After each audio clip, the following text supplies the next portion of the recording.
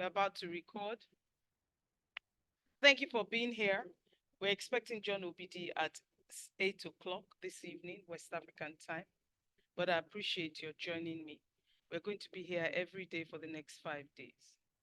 And Namdi is the other brain behind this. And I'm really grateful that he came up with this idea. Like I wrote in the chat, it's not just going to be lit, it's going to be epic, and it's going to be serious, chilled, straightforward. I want you to imagine someone aiming a gun at a target, and you know where you have the bullseye right in the middle. I want you to imagine every time he shoots, he hits the bullseye. So that's what we are going to do. We are not playing. So you may or may not like what is said, you know. I'm not here to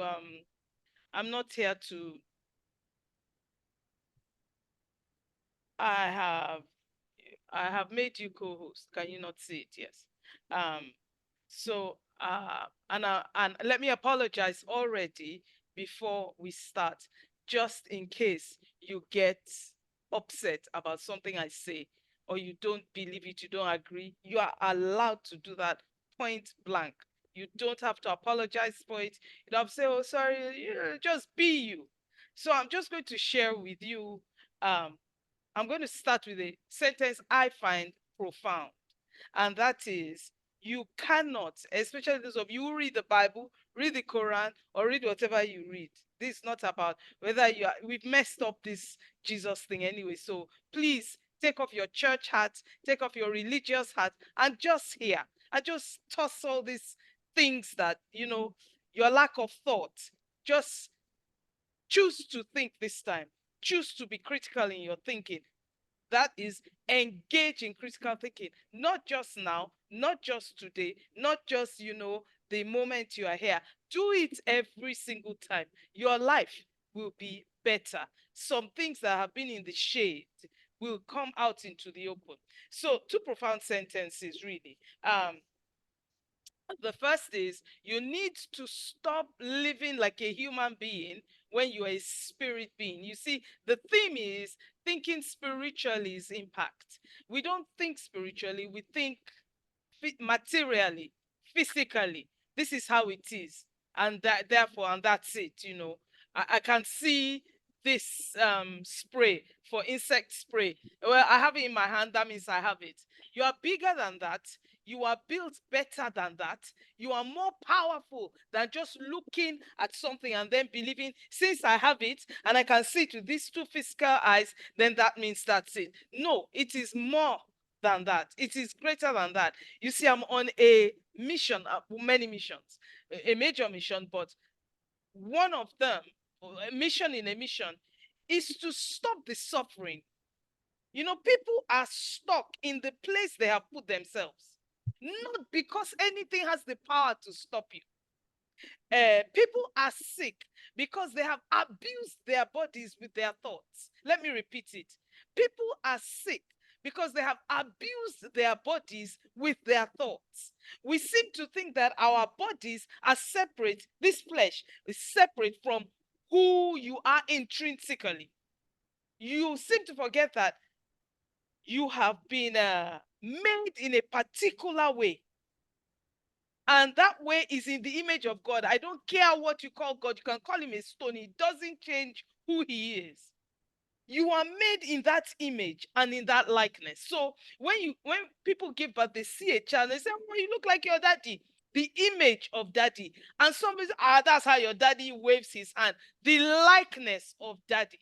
So can you imagine? I didn't come from a monkey. I didn't come from a big bang. I didn't come from all these strange things that people talk about. Me, I came from a being that's greater and bigger than me. If a mom and a dad were not greater and bigger than the baby, then the baby should be producing egg and sperm from the time they are born. But because mom and dad have grown up and they now produce egg and sperm, they can make another person.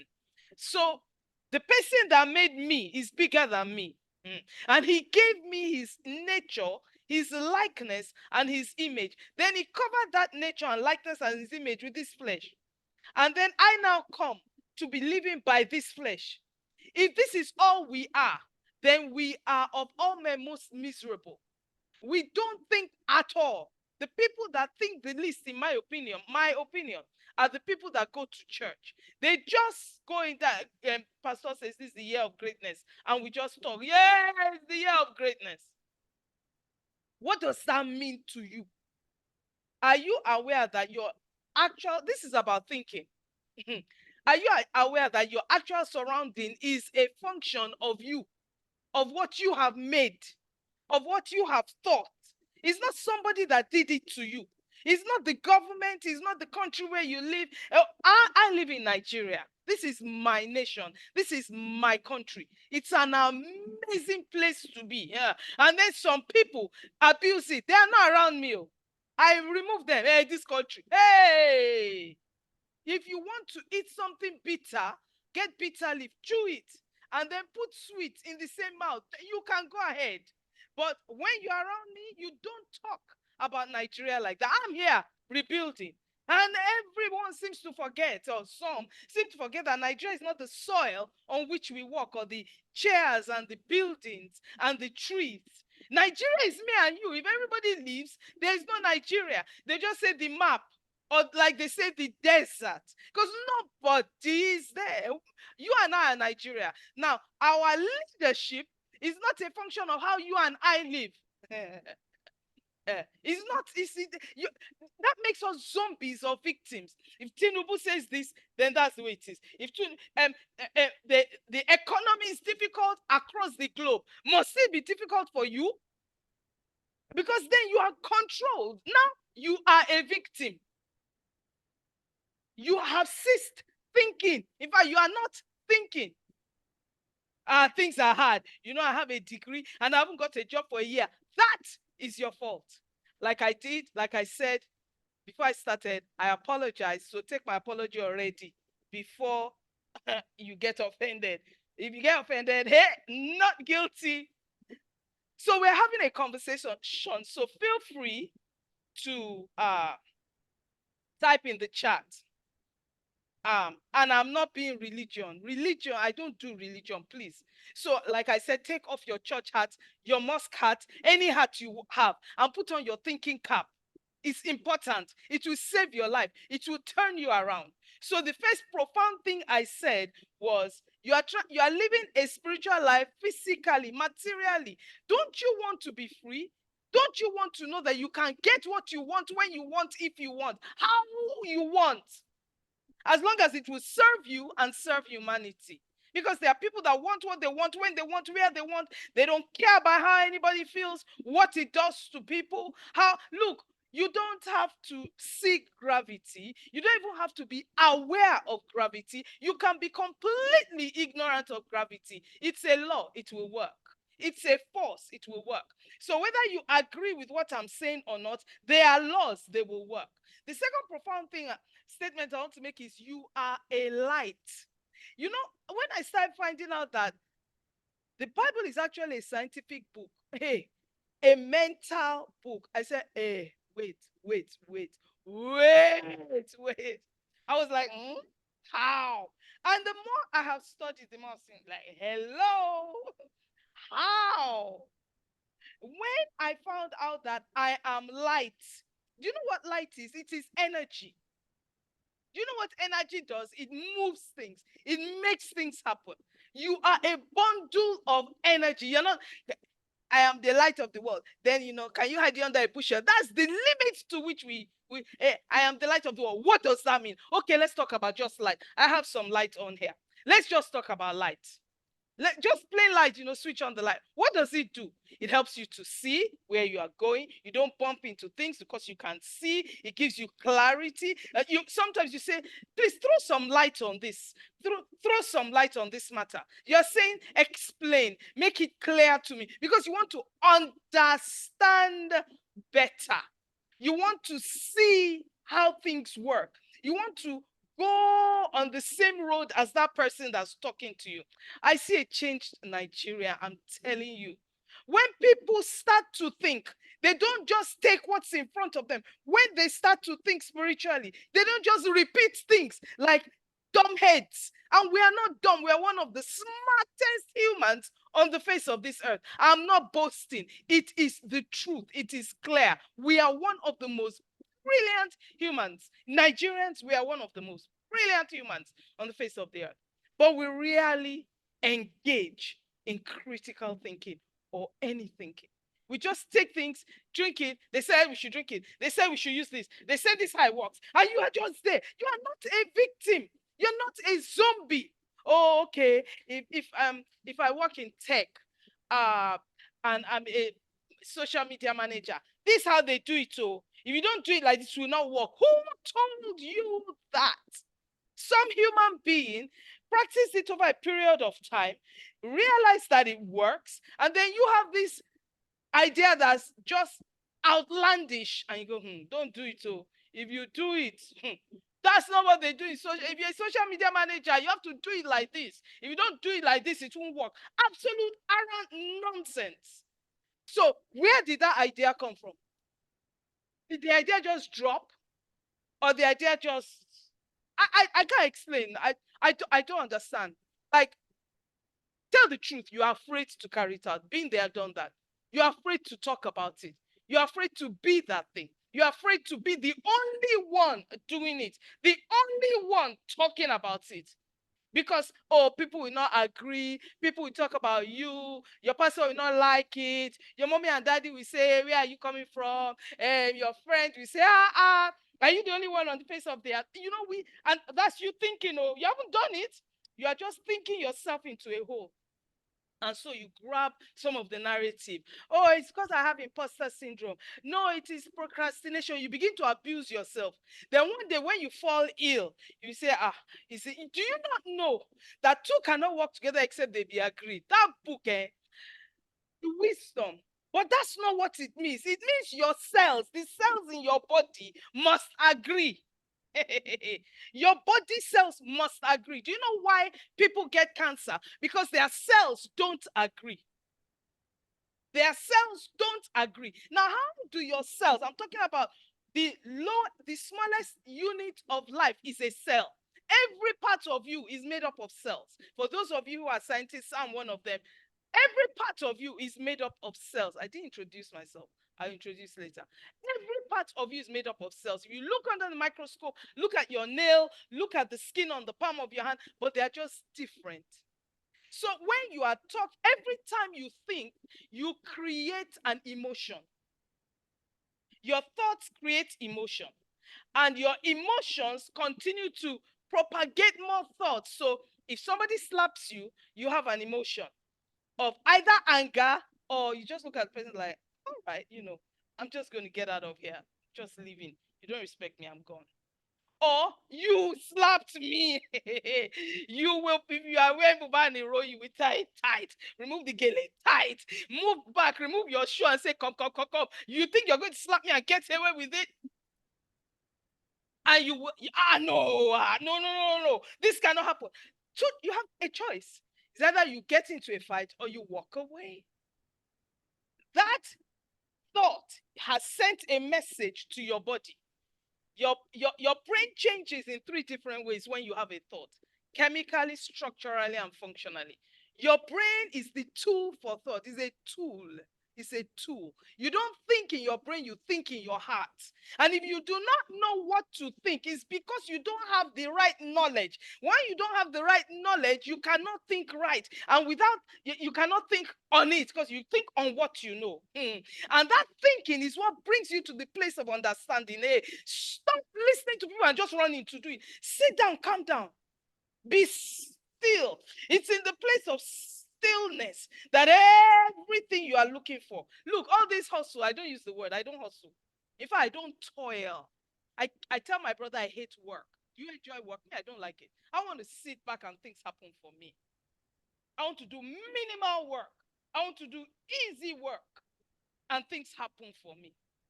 Not to steal, not just to sit down and be fat and then just eat whatever is there and not help others. No, my very essence is to help somebody. I can't open my mouth without serving. It's not, it can't happen.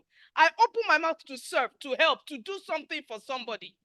That when you leave me, you must be a better person, though. Even if it's 2 minutes we spend together, you must be better. Because I know if you are better, everything around you is better. You will pass it on to somebody else, and then we get better, and it spreads and it spreads and it spreads, and we just get better and better and better.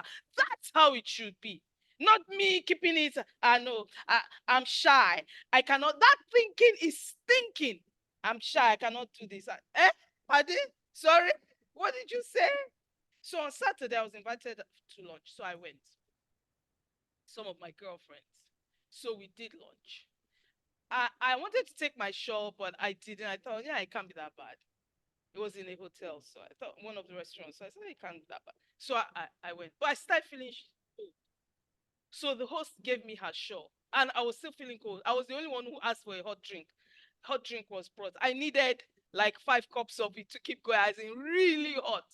And after a while, my nose started to run. After a while, I started sneezing. I said, me. I was thinking. And people said, bless you.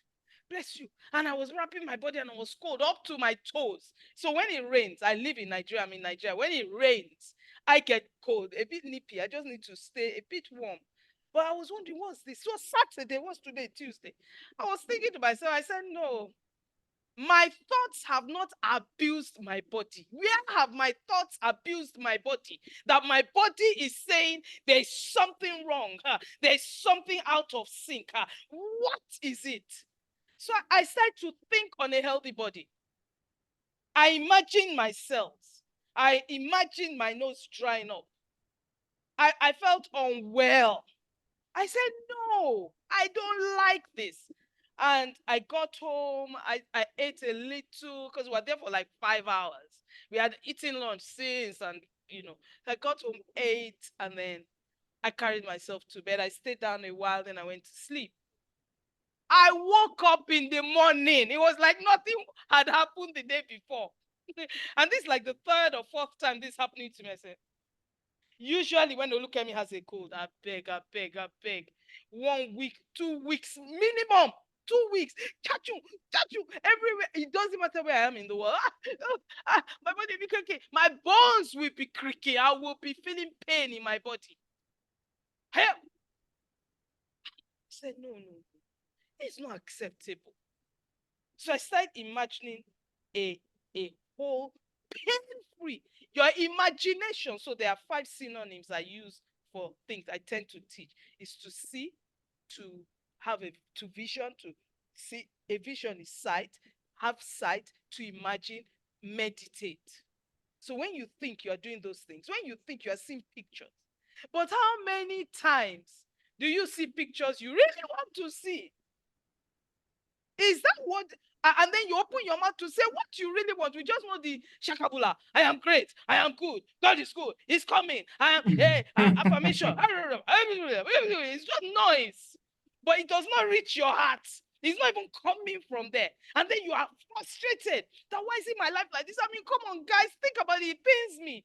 Think about it. What will a being, whatever you want to call him lizard, stone, it doesn't change who he is. Why would a being, I call him God, Jehovah, why will he make you finish to suffer? I've never thought about it. Why is it you that should not have money? Why is it you that should suffer from economic downturn? If you believe it, you will have it. It's not juju. I mean, you can call it that. Me, I call it Jesus juju. Call it whatever you like. But me, why should I suffer? Why? Why is it me? Is it my name? Did they write it on my head? When you give birth to children, they want to eat. And mommy, so we're eating at 2 lunch, and they're expecting 2 comes. It passes. You don't say anything. 3. Mommy, food is coming. The food is there. It's not missing. I'm coming now. Wait. 4, 5, 6, 7, 8 p.m. 2 p.m. is lunchtime. This 5-year-old kid is still waiting on mom and dad to feed. And Don't go to that fridge. I say I will feed you. Is that what you will do to your kids? That they will be hungry. Then God will make you finish and then you'll be suffering. You do not know the superpower that you have. And you refuse to use because, I want it now, now, now, now. If God does not give me a husband, the next man that talks to me, go ahead. I don't feel sorry for it. I don't. Because you know what? You have the ability to think, and nobody can take your ability to think from you. They tried it with Mandela. 27 years. Think about it. 365 days times 27. Let us calculate. He was in jail. He was in jail. 365. I'm coming. Let me calculate. I'm coming. Let me calculate for you. Wait. 365 times 27. He was in prison for 9,855 days. They bribed him. They said they would give him a house in the white area. They would protect him. Just stop this apartheid thing. Just stop fighting for the rights of black people. He said no. He kept thinking the same way. They will put him in, what do they call it? Where you are left alone. In jail, no light for 3 months. His eyesight was spoiled. He did not change his mind. Who wants to change your own? You are the only one who can do it. And one other thing I dislike is, oh, I like your energy. Oh, that's John Obidi. Oh, and you are making everybody else big but you. Oh, what you are really saying is our pastor is coming. I saw something some woman wrote today. Oh, see, man, it was a guy. He said, if you are kneeling down for your pastor and you don't kneel down for your husband, you need your head checked or something like that. Nice, controversial guy. So you're shaking, you're quickie, pastor, let me carry your Bible. That is not what this is about. You are not given the tool of thought for nothing. The Bible says that you have the mind of Christ. Think about that. Think about it, man. Think about it. Think just a short while, just for 1 minute, just 60 seconds. Think about what they say. You leave money on the table. You're not just leaving money on the table. You are living life on the table. You are cheating the people around you because the greatness that's on the inside of you, you are leaving it alone. I'm afraid it won't work. I don't have money. Do you know you can command money? You can command, you can control. I'm still learning it because there are people I owe money today. I'm still learning it. Sometimes as I'm at it, and somebody called me, somebody sent me a message. Oh, sorry, I cannot attend that thing you've sent, but send me yesterday night. But please send me your account details. I said, for what? Because that's how I've been thinking. For nothing. Just send me your account. I'm like, what? I said, huh? I said, you don't know where what you are meditating on will come from. But that's none of your business. If you are the Almighty, then you will know where it's coming from. Therefore, since you are not, chill and just keep doing what you are doing and expect. And you see, I said you cannot live a life. You cannot be spiritual and live physically. You can't. It doesn't make sense. Seriously, you're a spirit here. You're not this body, because if you are this body, then you are limited. My mom just died just over a month ago. I was with her till her last breath. I took care of her for the last 4 years. If this is all you are, then it's going to shrivel and shrink. If this is all, then you are nothing. You are nothing, because this is what we can see. We can see all this. Oh, you look hot. You're looking hot. Yeah, you're looking cool, man. Dapper. If that's all you are, then there is nothing to look forward to, because everybody else is. There is no power in that. There is nothing special in that. But you are more than that. You are greater than that. Okay, I've been talking for a while. Does anybody want to say anything? Because I'm not seeing anything. Do you agree? Do you disagree? We're enjoying it, man. Okay, talk. Okay, talk. Say something. I have some of my guys here that I'm sure they would have been tired and they'll be like, oh, this is where you are getting all your energy from. This is the person you are getting all your energy from. Guys, I hope you guys are enjoying it. Coach Kemi has been my coach for close to almost a year. Let me say 10 months now, almost a year. And she's been amazing. Some of you guys are from my community. A bunch of you guys are from my community. Thank you so much for coming But Coach Kemi has been amazing. I tell you, when you hear something from her, you see some of you enter my DM and you are like, how do you get this result? How do you do this? And I tell you some things, it looks like magic. It looks like film. It looks like something I'm saying out of the blues. It's not like that. The results are there, right? You don't have to, I don't want to take up our time, but you don't have to struggle for a lot of things. You are what you think. Yeah. Every result you have ever gotten in this life, you thought about it. Nigeria today is a result of our collective thought pattern. The way all of us think in Nigeria, you go to, let me use an example. You go to church on Sunday, you finish praying, Lord bless my country, I will eat the good of the land. And then you come out of church, and then somebody says, oh boy, how Nigeria and I say, this country is rubbish, this country is nonsense. And you forget that you are the country, not the piece of land. So indirectly, you're calling yourself names, you're calling yourself all sorts of things.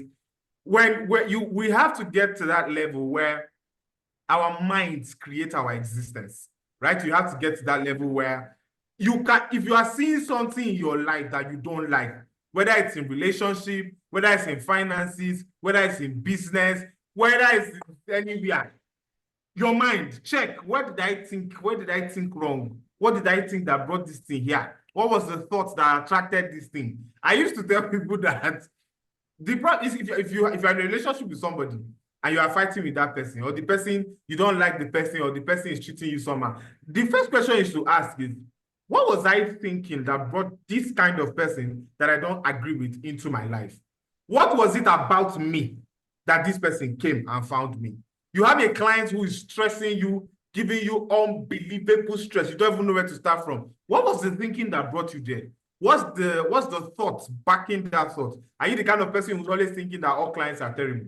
And then you get a terrible one and you're surprised. You keep getting terrible clients and then you are surprised.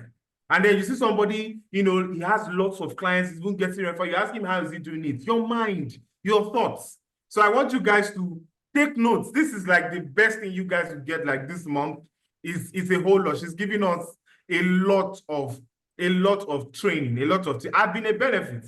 You see, sometimes these days now, I don't come online to teach you people again. I don't come online to talk about anything again because I only do it for my community where they can listen, because there are just some results you can't get from just doing. Before you do, you have to think. That was something Coach Kemi told me. I've just said some of you guys a couple of months ago. And it's in like Genesis chapter 1. Before God created the world, God sat down and was thinking about how the world would look like. When they say he brooded over the waters, right? He's thinking. Brooding means thinking, deep contemplation. God sat down, we don't know how long, and thought about this design. And when he was now doing it, he was saying, oh, this is good. If he creates, this is good. I like the way this sun looks like. I like the way moon looks like. You have to understand that you're not just a human being. You are a spirit in a body. Your body is like phone case. It's like a casing. So you are like the motherboard. If you take away the motherboard, the entire casing, the screen, everything is useless. Your existence, you are a spirit first. So you have to think like God. When people say think like God, people think it's blasphemy. It's not blasphemy. Somebody who sat down and looked at himself in the mirror and pulled himself out of himself and created you, then gave you body so that you can exist in this plane. You have to think like him. You have to get to that level where you are thinking like him. I used to say your ideas are God's thoughts, right? When God is thinking about what should I do, it will just hit you. But if you are in the frequency of that thought pattern, you can't get it if you are not in that frequency. So I want you guys to listen. This is an amazing session. It's 5 days, so don't miss any day. Today we're talking about the next generation of Nigerians. Tomorrow we're talking about quite a number of things. Those of you in relationships, those of you in business, trying to figure out what's my life like this. I've done everything. Sometimes you are good at your skill. You know all the strategies. You have all the connect. You know exactly what you are doing, but you're not going anywhere. Your problem is your thoughts. Your problem is your mind. It's not that you don't know what you are doing. It's not that you are not focused. It's not that you're not serious. You're not consistent. Your mind is not just helping matters. Because even when the opportunity comes, your mind has rejected it. I still remember, I'm sure I told you guys this story. I still remember this was November 2023. I had some things I needed to do. And then Coach Kemi called me. I needed money like tomorrow. If I don't pay that money, I'll be wala. And Coach Kemi called me and said, oh, do you build websites? I said, yes. She said, how much? I said 200,000. She said, for what? So I thought she wanted to beat the price down. And then she said, you can't be charging $200. You have to charge 1,000. Me, I said, I can still remember me talking to her. She still understand why is somebody rejecting money? I don't get it. And I'm saying, me, 1,000, like $1,000. So she's like, yeah, $1,000. I'm like, okay. I leave it alone. She spoke to the person. The person paid 600 and I think 550 pounds and sent that's about 600 something K for something that I can build in my sleep for free.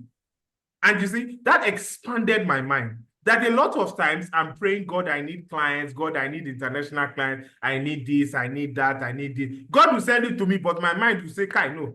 If it's not 250, it's too much. I'm not interested. You need to get to that level where you allow God do his work. Most of us keep saying, Lord, do your work in my life. When God wants to do the work, your mind is telling him, look, consider that work that you are doing now. Just stay one side. This is what I'm used to. I'm not used to big things. I'm not used to growth. You are in a relationship. You've been getting bad people in relationship for close to 20 years. Why?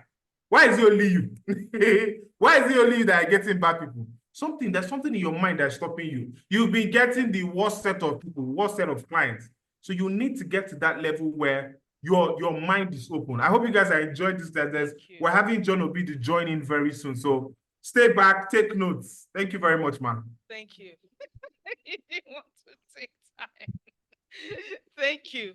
But I've been doing this for almost 20 years, and there are some things I'm still learning, and there is more to learn after I've learned what I'm learning. So you're not going to get this today, and it's just right. Especially if you've been reading the Bible for a long time, you've been a Christian I've been a Christian since the age of 14. The born again thing. So having to reinterpret all these things, and there is peace and there is strength, there is energy. I'm saying, oh my goodness, is this what it actually means? Where have I been? We need to wake up. We need to snap out of this bad behavior. Honestly, we need to snap out of it and wake up. We are meant to be doing the amazing, not the just like everybody else. I hate that thing. Everybody's doing this. We all rush there. Everybody's going there. Why? We're not lemmings. The intelligence of the divine is inside of you.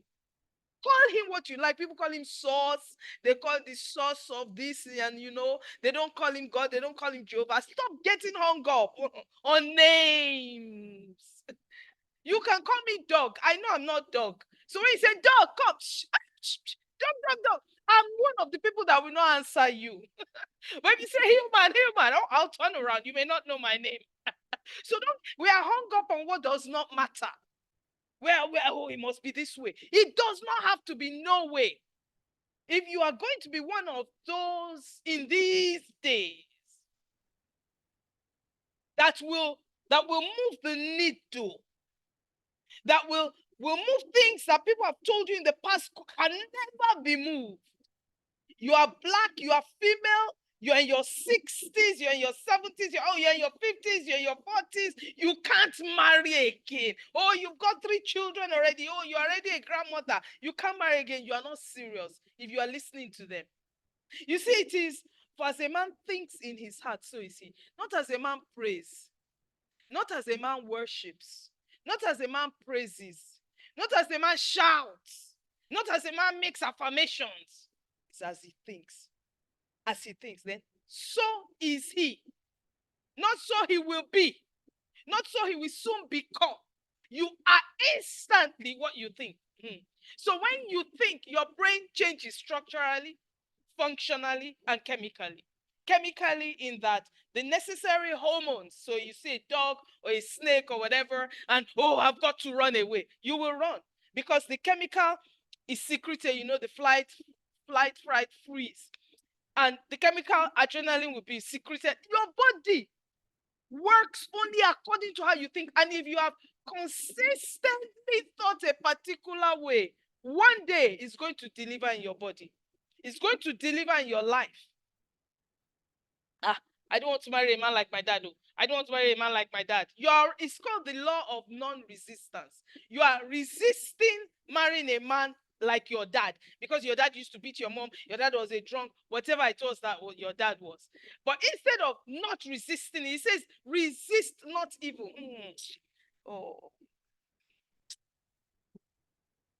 Where's John?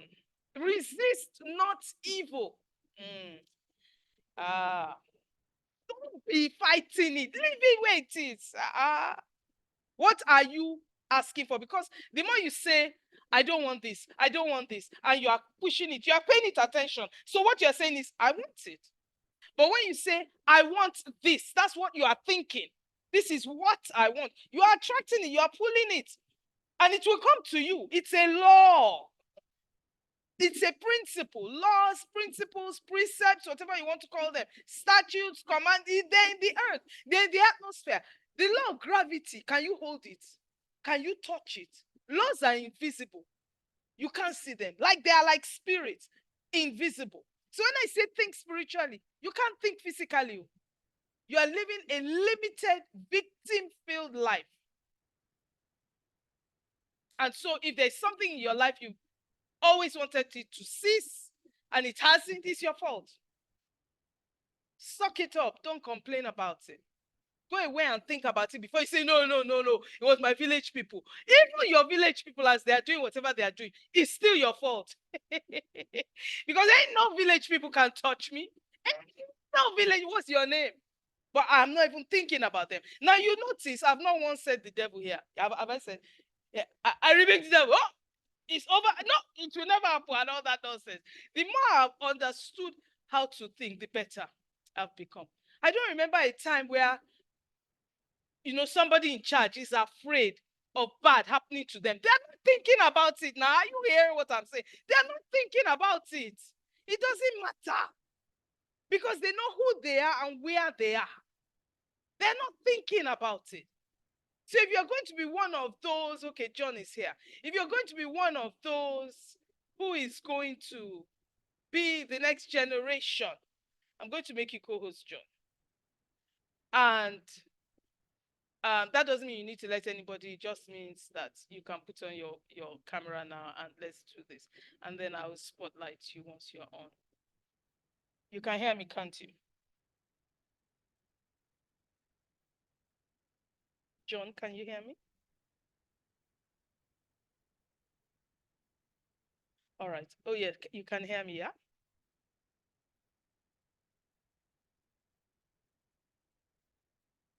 Okay. If you're going to be one of those that will stand out, you're going to, okay. You're going to, okay, all right, cool. Seen that. I've seen it, John. Thanks for letting me know. If you're going to be one of those that's going to not just stand out, but be outstanding, the way you think matters. How you think matters. It's not a conversation. It's not an argument. It's not, you can, I'm like this, you are like that. You don't have time for that. You don't have time for arguments. That's not where you are now. That's not what this is about. You don't have my money is bigger than your. Did you make that amount of money? I didn't make that amount. That's not relevant. Let's talk about things that matter. Things that matter, that will shift, not just let's move principles forward. Let's come with brand new ideas. Let's come with innovation.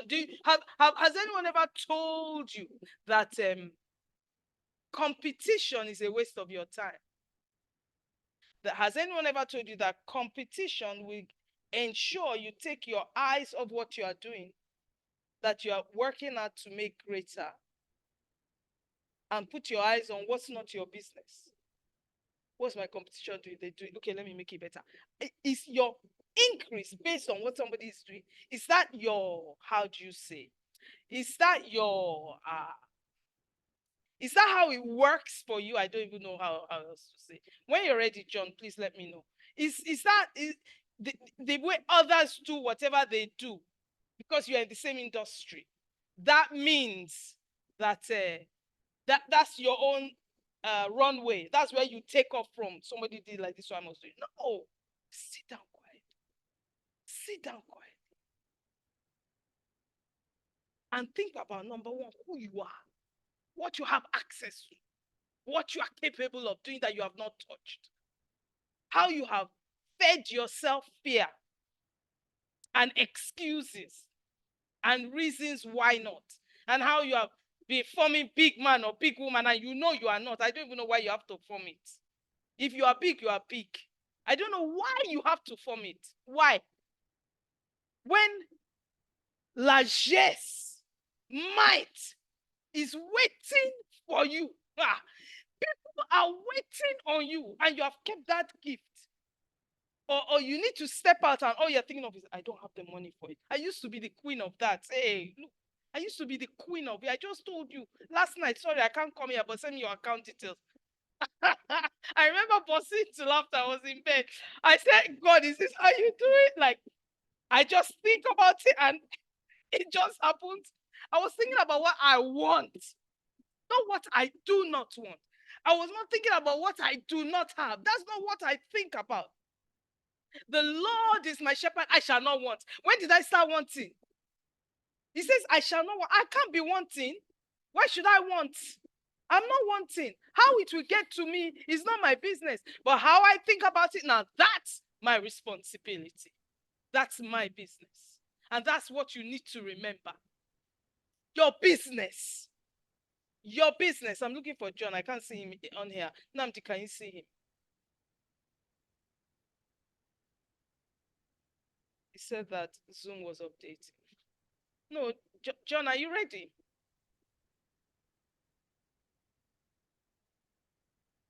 He's here. He's here. Are you ready? So effectively, what I'm saying to you is, people talk to you about your mindset, but nobody talks to you about your thought set.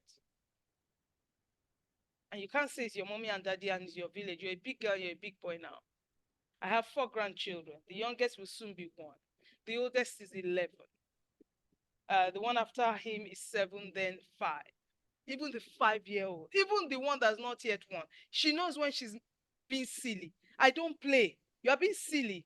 Okay, John, are you good to go?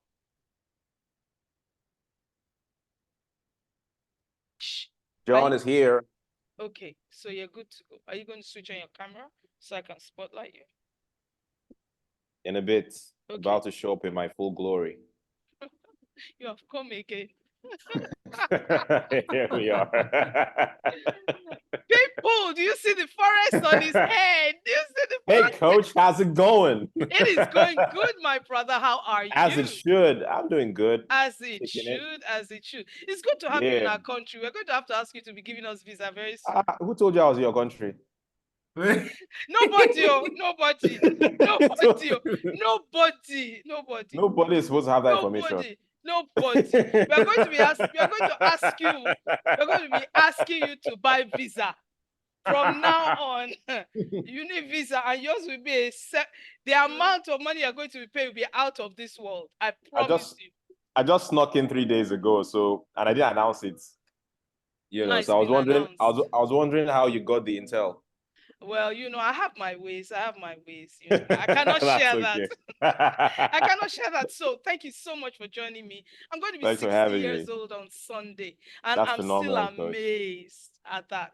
I've come to a conclusion, and I believe it now, that I was given the wrong birth certificate. I don't believe that.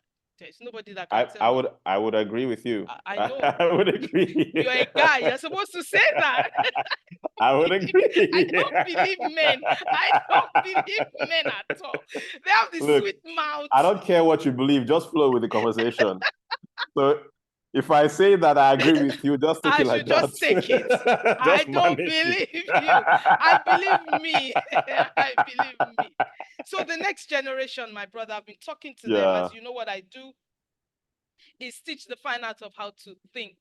Yes. So why is this showing? Okay. And so talk to us about how the next generation should think. And who are the next generation? Is it us about to be in our 60s? Is it you guys? Is it younger people?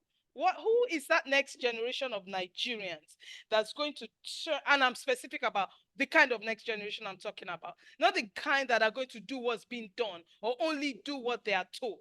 The kind that will sit down, be still, and say, what?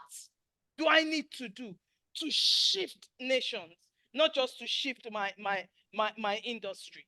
Go ahead, my brother. All right. First of all, thank you so much for having me on here, Coach K. And thank you for Always a accepting. I gave you such always a short privilege. notice. Always a privilege. I just got in, as you know, and still switching time zones in my head. But when I saw your message, I just had to oblige. Most definitely, always an honor. Thank you. And also to say, you're not just turning 60, but in terms of the longevity of what you have accomplished in this industry, your consistency, your longevity, it's huge. I remember when I first started in I think I started in 2014, but I think I burst onto the scene on the internet in 2016 thereabouts. And you were one of the only people from that era that have still maintained that intensity up till today. There are not that many of us left from that set that are still going. Yeah, they're still going strong. And so I remember your this ministry, this work from that time till now, and the message has been ever relevant and going strong about how to think. And you understand more than most of us that the thoughts make the man, right? And that's why you themed this according to as a man thinketh in his heart, so he is. And you've had so many great thoughts in that direction, and a lot of those have really contributed and formed the way that we have carried on from 2016 up till today. So here is me giving you your flowers right here in front of your people. Thank you. Thank you so much as well. So talking about how to think, as a man thinketh, so is he. Now, as you probably know, I tend to come at these matters from a more philosophical point of view, from a more philosophical thinking. There's a saying that was attributed to Nikola Tesla. And the saying was, let me pull that up. Let me pull that up. Yeah, he said, if you want to understand the world, consider it in terms of energy, frequency, and vibration. I'll take it again. Nikola Tesla is if people don't know, is a world famous inventor, a contemporary of Thomas Edison. Nikola Tesla was famed for inventing I think it was the alternating current, AC, which is what powers our homes today. And he said this then, that if you want to understand the world, consider it in terms of energy, frequency, and vibration. Now, energy, frequency, and vibration would be better understood by those of us that were science students in university. We're taught about frequency. Frequency in physics or in science is that band whereby information is carried, right? And so right now, there are all kinds of radio waves, radio frequencies being passed through the air, right? And so right now, the radio frequency for the Beat 99.9 FM is flying through the air, but it's not visible to the human eye. It's not discernible by any of our five senses. We had to create devices that could help us detect these RFs, radio frequencies. And then we realized that if the Beat FM is transmitting at 99.9 FM, is transmitting at 99.9, you have to be tuned to that specific frequency in order to hear what they are playing, right? And so you now need to have your own apparatus and then tune to that frequency. When you tune in, you'll be able to get the communications from that radio station that everybody around you cannot even get them because they don't have the devices with which to tune in. And for those who have the devices, they are simply not tuned to the frequency. Now, thoughts are like frequencies. If you want to achieve anything in this world that you have not been able to achieve or that has been out of your reach, think of it in terms of frequencies. Everything in this world that you want to attain, anything that you want to achieve exists on a frequency of thought, on a frequency of existence. If it seems so far from you, it means one of two things. One, you don't have the right apparatus with which to tune your mind to the frequency where that thing exists. And two, even if you have the right apparatus, you are simply not tuning into that frequency. And so when we say, as a man thinks in his heart, so is he. What is that thing that you want in this world? Thinking is a way to get into a frequency. There's something called the recency effect, also known as the Baader-Meinhof syndrome. And it's more simply known as the recency effect, whereby if we start talking about red Benzes now, or what other kind of car could I use? Let's say Benz, a red Mercedes Benz. And we just keep on talking about it and talking about it and talking about it. When we leave that conversation, it's very likely you're going to see red Mercedes Benz cars all over town. Is it that they just started appearing because you were thinking about it? No, they've always been there. You just tuned into their frequency, and now you have started noticing them. And so when you start thinking more often on the things that you want, it's somewhere in, I think Paul wrote somewhere that whatever is holy, whatever is of good report, whatever is of, you name it, whatever is of, you insert what you want in there. Paul that wrote that book of the Bible is a human being like you. So add your own. Whatever is of good report, whatever can make you money, whatever can help you to blow, whatever can help you be more confident, whatever can help you be more competent, whatever can help you be more kind, whatever can help you be more integrated, whatever can help you be the baddest person ever lived. Think on those things. And so when you spend a lot of your time thinking on those things, you are tuning closer and closer to that frequency.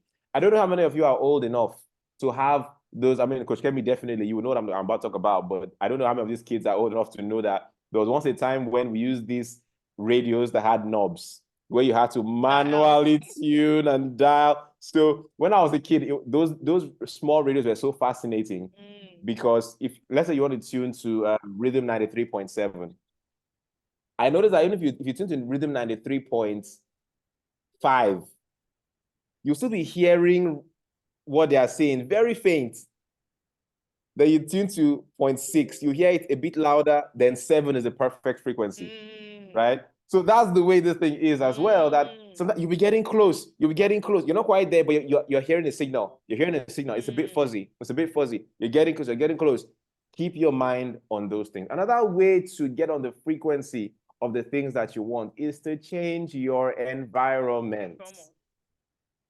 Change in your environment. You can be in your room and be isolated and think all you want, but there is nothing that changes a person's life more than changing your environment and being in the environment where everybody is vibrating at that frequency. Somebody once said, if you hang around the barbershop for long enough, you're about to get a haircut, right? You need to move into those places where the thing you are aspiring for is normal or is the least expected reality. And so I mentioned earlier, if you want to understand the world, think in terms of energy, frequency, and vibration. Now, those of us who are scientists understand this thing called vibration, that all atoms are always vibrating. We can't see the vibrations of all these objects, but when under the observation of an electron microscope, you can see that all the atoms that make up this plastic bottle are actually vibrating. And so it's the same thing in real life. Everyone vibrates at a frequency in life. High frequencies, low frequencies, but everyone vibrates at a frequency. And so thinking is one, but you have to be in that environment where that way of thinking is their normal. And so just like I think it was Solomon who said, as iron sharpens iron, so does a man sharpen the countenance of his friend. All right. So thinking upon the things that you want is one thing, and it's fantastic. but you've got to be around those people who are already thinking that way, and you begin to vibrate in that way. As a man thinketh in his heart, so is he. We have to understand that negative thoughts, negative emotions are more magnetic than positive thoughts and positive emotions, right? For some reason, I don't know why. Negativity has a stronger magnetic pull, and that is why you need to be very mindful of it. Think of negativity as gravity. It takes no effort on your part to be held down to the ground, but it takes a lot of effort to jump. You need to exert a particular pull. You need to exert a particular pull, and that is how negative thoughts and emotions are. And you have to be mindful. It is easier to gravitate through thought to the negative pull, to the things that what Napoleon Hill calls drifting, the things that feel good or just feel okay. All right, but harder to pull yourself uphill to the things that are going to make your life better. Thinking positive thoughts is one thing. Thinking helpful thoughts is another thing. All right. Those are going to be the harder things. But like it says, keep your mind on those things. All right. And I love what Joshua 1:8 says, where it says, this book of the law. Joshua 1:8, by the way, is one of my favorite prosperity verses, even though people don't know it's a prosperity verse. And it says, what? This book of the law shall not depart out of thy mouth. All right. The next section says, but thou shalt meditate therein day and night. You got to stay on that frequency, day and night, day and night. When Jesus said in John 10:10 that what? It says the thief cometh not, but to do what? Is to steal, to kill, and to destroy. People are looking for the thief out there. The thief already is in your mind. He's right in there with you. And what is he trying to steal, kill, and to destroy? Your dreams, your happiness, your goals. And he's right there, going to be telling you all kinds of things. No, you can't do it. No, this is not possible. No, you're too young. You're too old. You're too new. Nobody knows you. It's going to be in there. Right? But it says, but I have come to give you life, that you may have it more abundantly. Okay. And so you must always be conscious of what these thoughts are. You have to literally hypnotize yourself for success. Let me tell you something about thought, something that I carried out. You know, one thing that many of my audience members tell me today that is memorable about me is that, oh, John Obidi remembers people's names. John Obidi has a photographic memory, but it has not always been the case. Like it has not always been the case. I remember there's a time when if you and I met and had a conversation and you told me your name, as I'm walking away from that conversation, I've forgotten your name. And I used to hate it so much. I know many people have that problem as well. But then I was watching, this was in 2012. I was watching a video by Brian Tracy, where Brian Tracy was talking about networking and about communication. And he said that the sweetest sound to anyone's ears is the sound of their own name. So if you want to be a great networker, if you want to be able to connect with people, you've got to be able to remember their names and to address them by their names. It shows them that you care. And I said, wow, I want to be a great communicator. I want to be a great networker.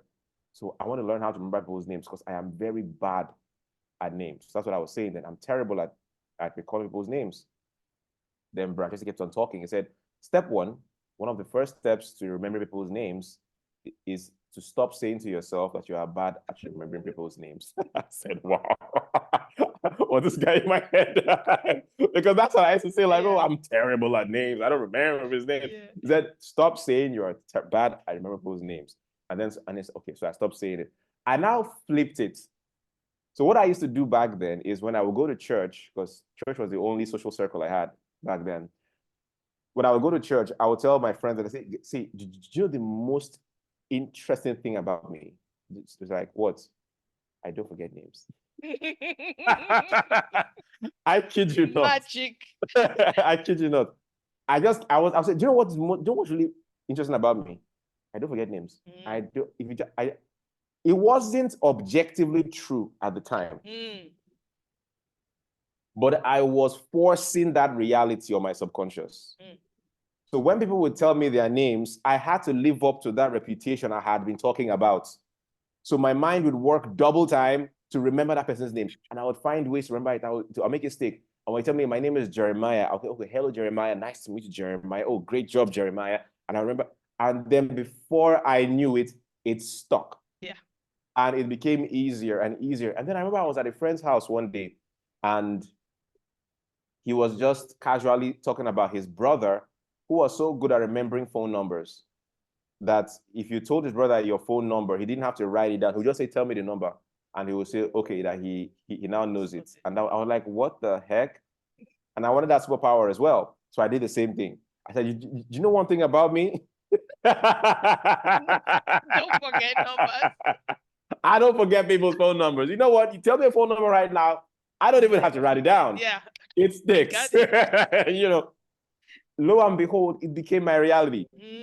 And so today, people say things like, oh, John Obidi has a fantastic memory. And how? Because that was such a long time ago. Now I teach, I train. And when I teach on my classes, the way I'm able to bring information together, I can remember what one sermon I heard 15 years ago, pick out one tidbit and use it to tell a story. I can remember so much. People were like, wow, his memory is so great. I hypnotized myself into having a great memory, because guess what? As a man thinketh in his heart, so is he. Let me even add to that. As a man thinketh in his heart of himself, so is he. All right. So when thinking about how to think, all right, think more in terms of where you want to be. It is the nature of human beings to think of where we are coming from. We think about the disappointments of the past and sometimes even the successes of the past, all right? Someone said that, well, the past is a good place to visit, it's not a place to live, right? It's a place to visit, not a place to live. When you're looking at the past, you're looking only at the lessons you've learned, at the successes, and using that to fuel your future, right? But what you got to be thinking of, whatever is of good report, whatever is praiseworthy, whatever can help you make money, whatever can help you have a better memory, whatever can help you be a better communicator, whatever can help you blow up on Instagram and Facebook, whatever can help you be the best that you can be, do what? Set your mind on those things, all right? So as a man thinketh, as a woman thinketh, as a boy, girl, alien, extraterrestrial, whatever that you are, as you think in your heart, so you are. And as you think of yourself in your heart, so you will be. It's a law. So, Coach K, I hope I did justice to this. It is a law. Is this how the next generation should think then? Well, you know, next generation, I don't think they are very different from any other generation. You know, King Solomon once wrote, one of my favorite verses from King Solomon, who by the way is one of my favorite Bible authors. My favorite Bible author, actually. You know, followed by the other ones that documented the lives of Jesus. But he said something that there is nothing new under the sun. But the next verse, people don't really, they should join those two together, because they only have complete meaning when they are together. So the first verse says, there is nothing new under the sun. The next one says that, can anyone point to anything and say, hey, this is new? No, it has always existed long before our time. That was such a poetic way to put it. You know, it started with, there is nothing new under the sun. That question says, can anyone point at anything and say, hey, look, this is new? It says, no, it has always been long before our time. And then it started that one with what will be again. You know, so the world goes around in circles, goes around. Every generation that comes and thinks that the most rascally generation should ask the previous one. No generation is a custodian of rascality. None. Your parents, no one just talk true. Your parents, no one just talk true. Because there's no evidence. And the whole social media in that time. If we really talk true, oh no. There is no custodian of rascality, right? And so the way that every generation thinks should be according still to the laws of the universe, to the universal laws. As a man thinketh, as an old man thinketh, so he is. As a young man thinketh, so he is. So don't think that, oh, you know, this is an old people thing. If you think that old people thing, don't worry, you'll soon grow older. It will come like a thief in the night. I can tell you that for free. Age will come at you like a thief in the night. Not only Jesus, Straight up. age. You just go boom. Oh my God. I'm How, old. how did this happen? Yeah. So it's the same for everyone. It's the same for everyone. One of the things I really enjoy is the company of much older people. And, you know, thankfully, because of the work that I have done and I think my reputation, I have a lot of older people in my company, and I like to ask them questions about what life was like before I arrived on the planet. You know, what were their challenges? What are their regrets? For those who are able to share with me, what are some of their mistakes? How did you handle this? How did you handle that? I did this with my dad before he passed away, but I keep doing this with people much older. And the more I talk to people that are way older, like 10, 15, 20, 30 years older than me, I realize that we are all the same. We are just all replacing each other on the planet. It's the same thing. There's nothing new. You know, the young person will come and tell you, oh, I don't know whether there's this boy in class. I don't know that he likes me. Forget, it's nothing new. There is nothing new. Every generation has had its own incarnation of that same thing. Same script, different actors. And so when I interview them and they talk about, oh, I made this mistake in business, I made this mistake in dating, I made this mistake in marriage, I made this mistake in life, in my choice of friends, in my habits, but here is how I rediscovered myself. Here's how I fought back. Here's how I climbed back to the top when I hit the bottom. Here is how I realized that it's the same thing that every generation has to go through. And so for the young ones that are listening here today, I would like to implore you and encourage you to lean on the wisdom of those who have come before you. I always say this, that it is pointless filling up your space with your mates that are just as clueless as you. It's the blind leading the blind. What did Jesus say? When the blind lead the blind, you both fall into the same ditch. One thing my father always taught me as a kid was never to hang around my mates or my juniors. I know this might be a bit controversial, but I don't care. He always put that into my head right from when I was a kid. He never let me play with my mates and my juniors. Wow. I had to, in every room I came into, I had to be the youngest, poorest, and dumbest. Because it would force me to level up and I could learn from all these people and to keep me humble as well. And that is how it accelerated my development. Also, I went to a federal government college, that is FGC Ogbomoso, it's in Oyo State. And for anyone who went to a federal government college, they have a heightened understanding of rank. JSS2 students cannot play with JSS1 students. You are not allowed. Wow. The hierarchy is not, so it gives that feeling, that idea of rank and how you have to only be surrounded by people that can up-level you. Of course, it has its disadvantages in some way, but I'm looking at the advantages that it gives you in life. So lean on the wisdom of those who have come before you. All right. There's a story that I used to tell, and it's from the Bible. Now, King Solomon, wisest king and all of that, but he gave birth to, I don't know how many kids, but his successor, the son that succeeded him, was called Rehoboam, and he became king of Israel after Solomon. Now, when King Solomon died, the people began to agitate for better living conditions. And so they came with their representatives came to Solomon and said, hey, and not Solomon, Rehoboam. I said, hey, your father taxed us heavily. So could you please lessen the tax, lessen the burden, so that life can be more livable by us. So Rehoboam now said, okay, let me go and I'll get back to you guys. So he went to talk to the old men that advised his father when his father was alive. I said, look at what people have said to me. What do you think? The old men gave him counsel because they've been in the kingdom for many years. They've seen it, kingdoms come and go. They know how diplomacy is handled. They have experience. So they told him, look, these people, if you serve them, they will also serve you. If you are their servant, they will also follow you, okay? So listen to their demands and be softer on them, and they will follow you for the rest of your reign. He said, okay, I've heard you. And then he went to ask for the opinion of his friends, his young friends. And they started saying things like, these people, they don't have mind self to be coming to talk to you face to face. You that is the king, they have mind to come to look at you eyeball to eyeball. Who the hell do they think they are? Listen, tell them this, that, what do you say? It says, if my father was like a broomstick, me, I am an iron rod. Something like that.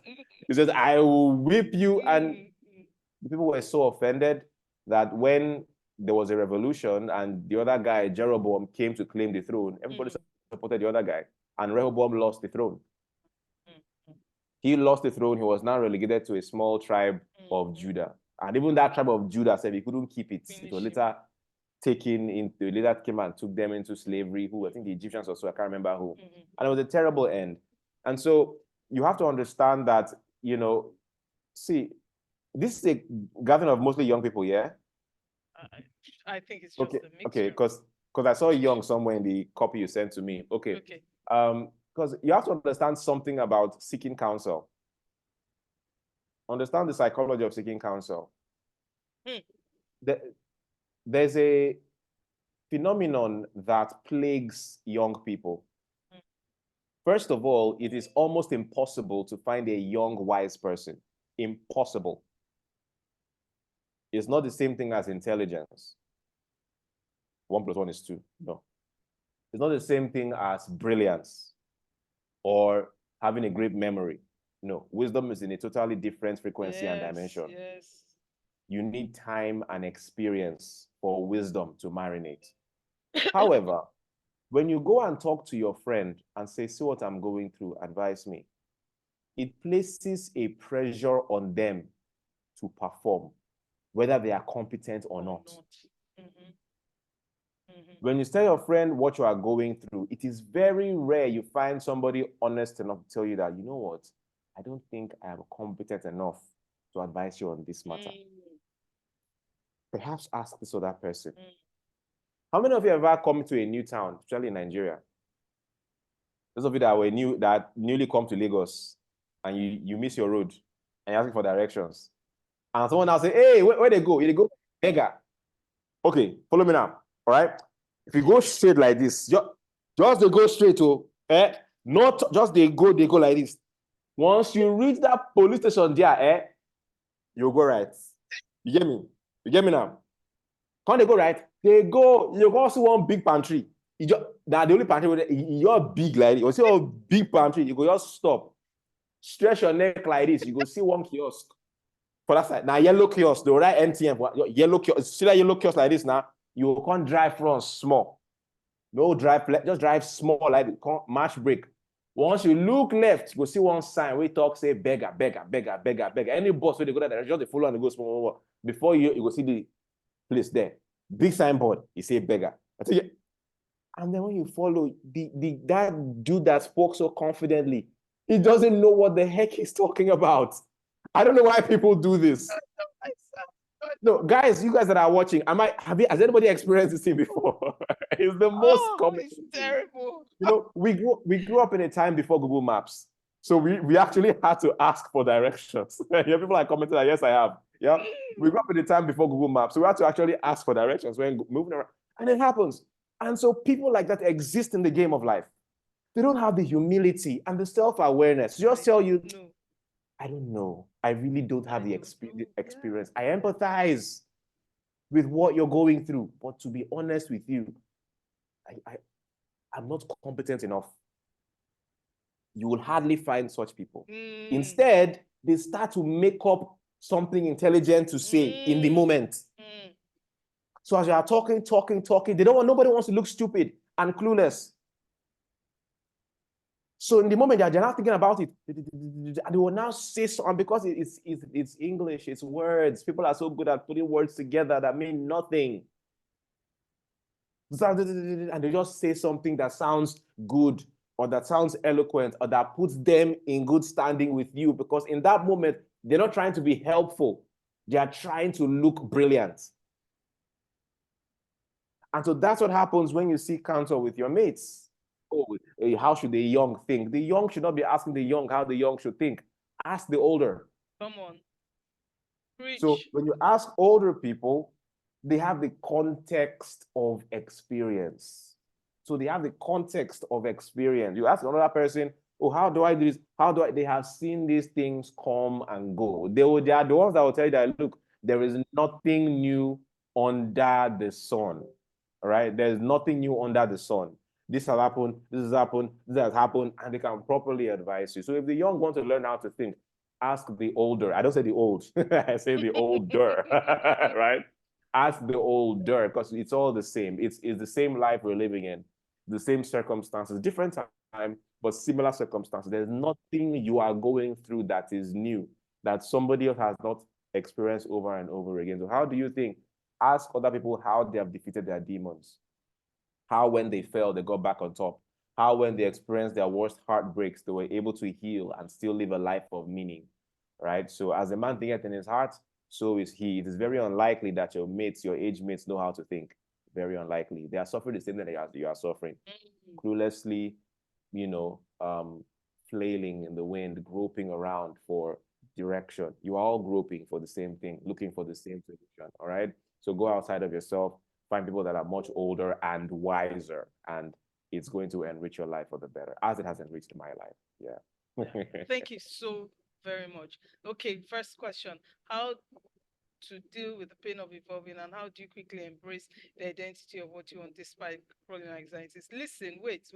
Before John answers any question on me, I've also noticed that people ask dumb questions. People say there's no wrong or right. They are dumb questions. Simply because for me, if you just think half an inch, you get the answer. So don't ask dumb questions. Think. If you can get that answer, share the question and the answer here. Then we'll all learn. Now, if you miss it, big deal. I've decided I'm never going to concern myself with what I'm not an expert at. If I don't know it, I'm going to talk to people that know it. Their age is inconsequential to me. I need it. Tell me. How much is it? Where do I go? And I get it. I'm not wasting my time. What I know is how to talk. You can say I can talk. And I know how to talk about how to think. So that's about it. Nothing else.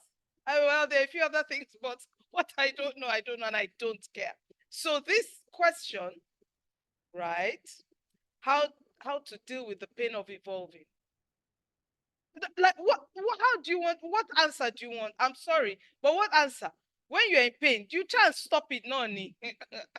And how do you quickly embrace the identity of what you want?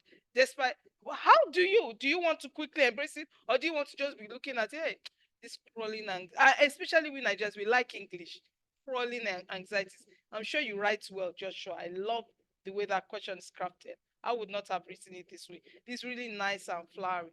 But what else would you do? Are you going to sit down at the feet of your crawling anxiety? So are you going to say, oh, yeah, Kemi, get up, get up? Who's going to, oh, yeah, get up? Because after we talk here, are you going to do any of what you've heard here? Some of you hear John Obidi every week. Are you any better? Are you bigger? I'm not interested in a crowd. Oh, I had 88 people. No, who have those 88 people become? Or who have 2 out of the 88 become? I'm not interested in flowers. Hey, give her flowers. Accolades. I don't care. I want to see who you have become. What have you done with what we said? Go ahead, John, because I'm probably not very All right. nice. Okay. So Joshua, talking about how do you deal with the pain of evolving, and how do you quickly embrace the identity of what you want despite crawling anxieties? Um, so Coach K, in this, one of the things, even though I said that our afflictions are similar, there is a pandemic of anxiety in this generation. It is, it has to be experienced to be understood. It's crazy. There is. And There is a pandemic of anxiety, indeed. Yes. it is such a pandemic that Crazy. at some point, I used to think it was just an American thing. But again, in my community, there are so many young people. So I get to hear their issues directly. And there is such a pandemic of anxiety. And I put myself in their shoes. And I recall that in my time, because after university, I didn't have a clear direction of where I wanted, of where I was going. I finished in 2009, but I didn't know what I wanted to become until I think 2012.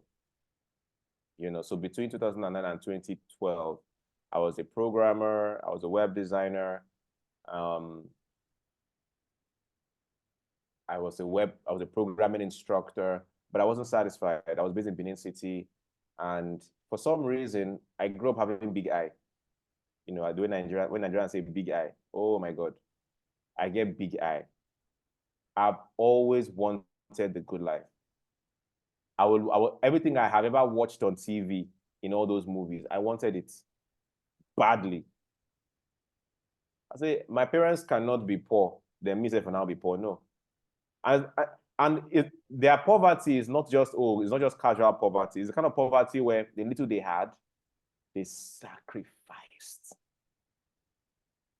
What? Oh no. They sacrificed so much to ensure that they could pass on the baton to me and my siblings. So I could not fail.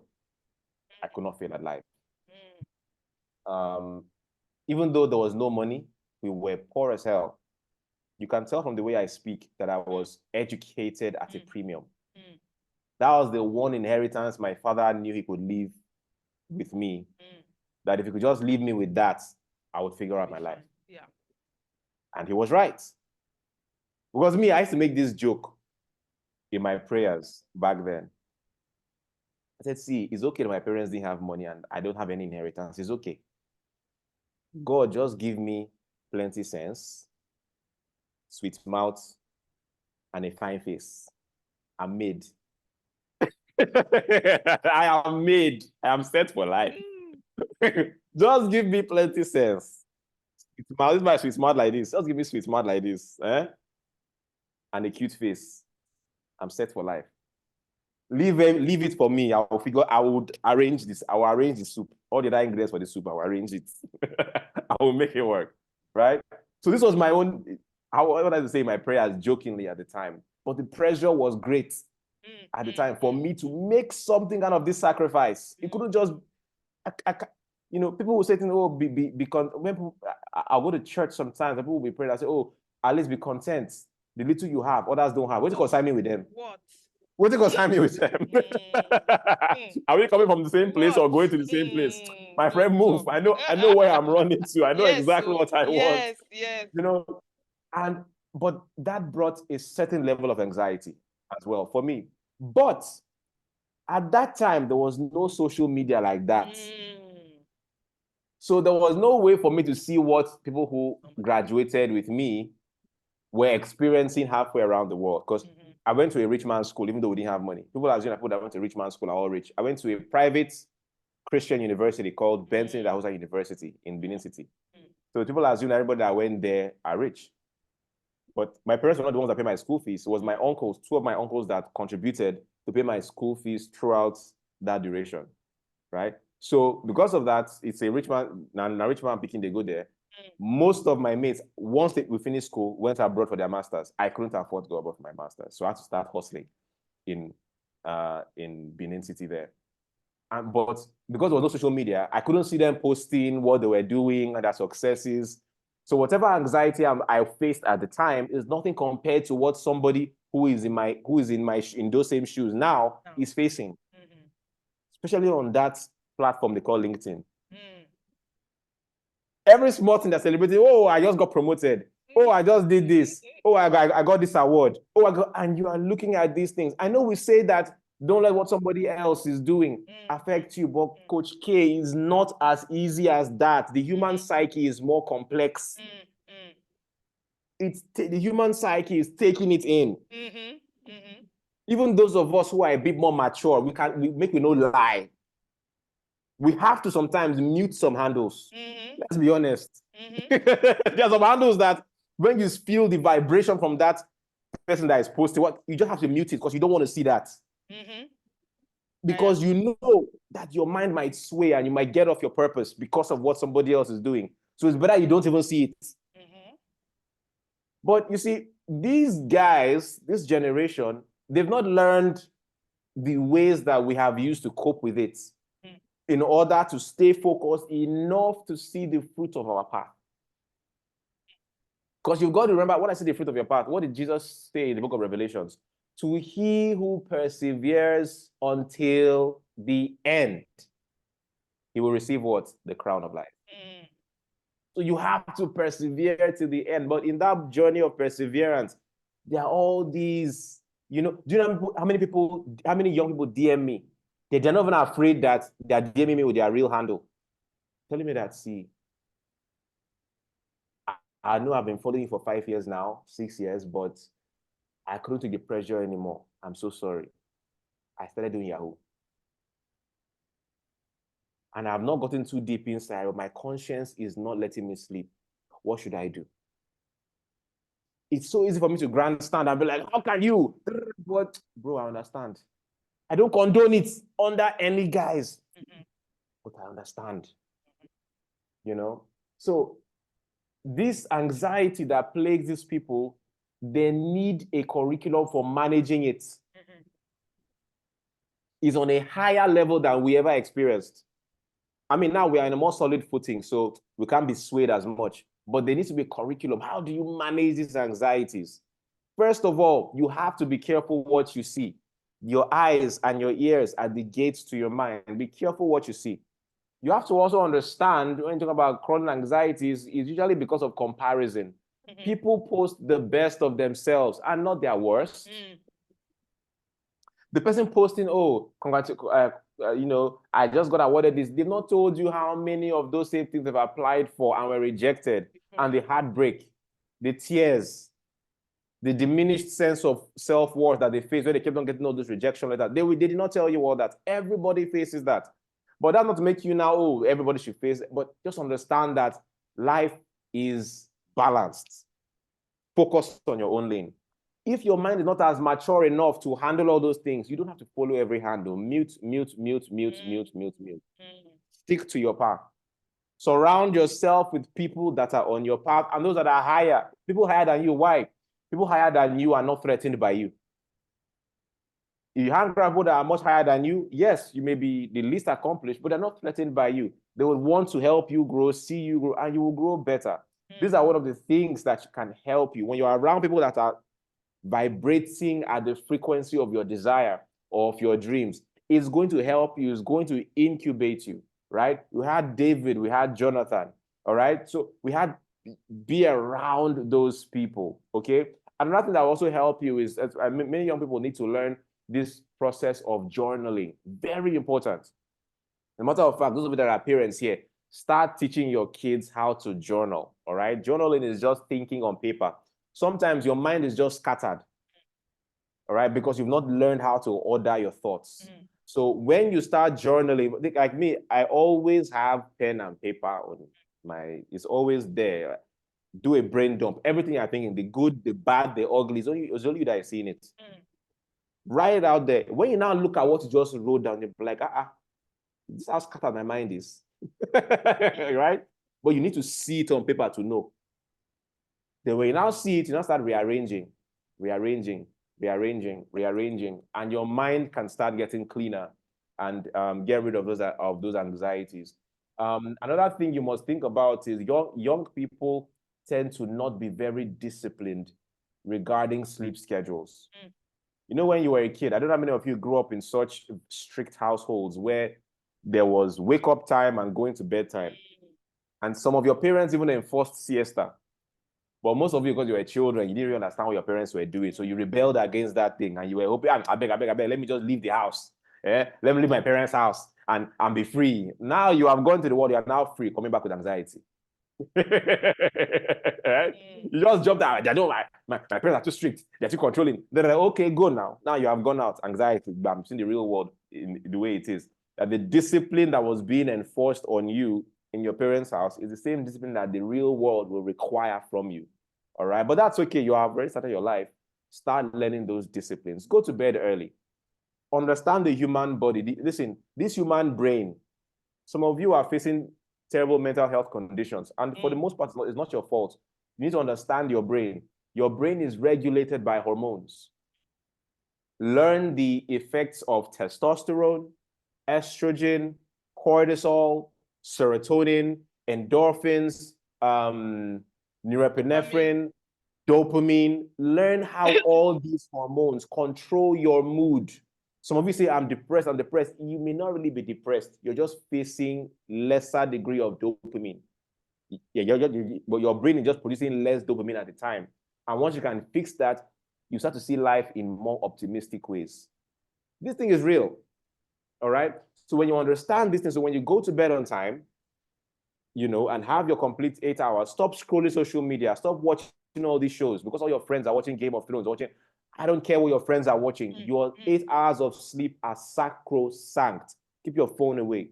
Make sure you sleep. When you wake up, it's going to drastically drop your cortisol levels. Your cortisol is the hormone that is responsible for stress.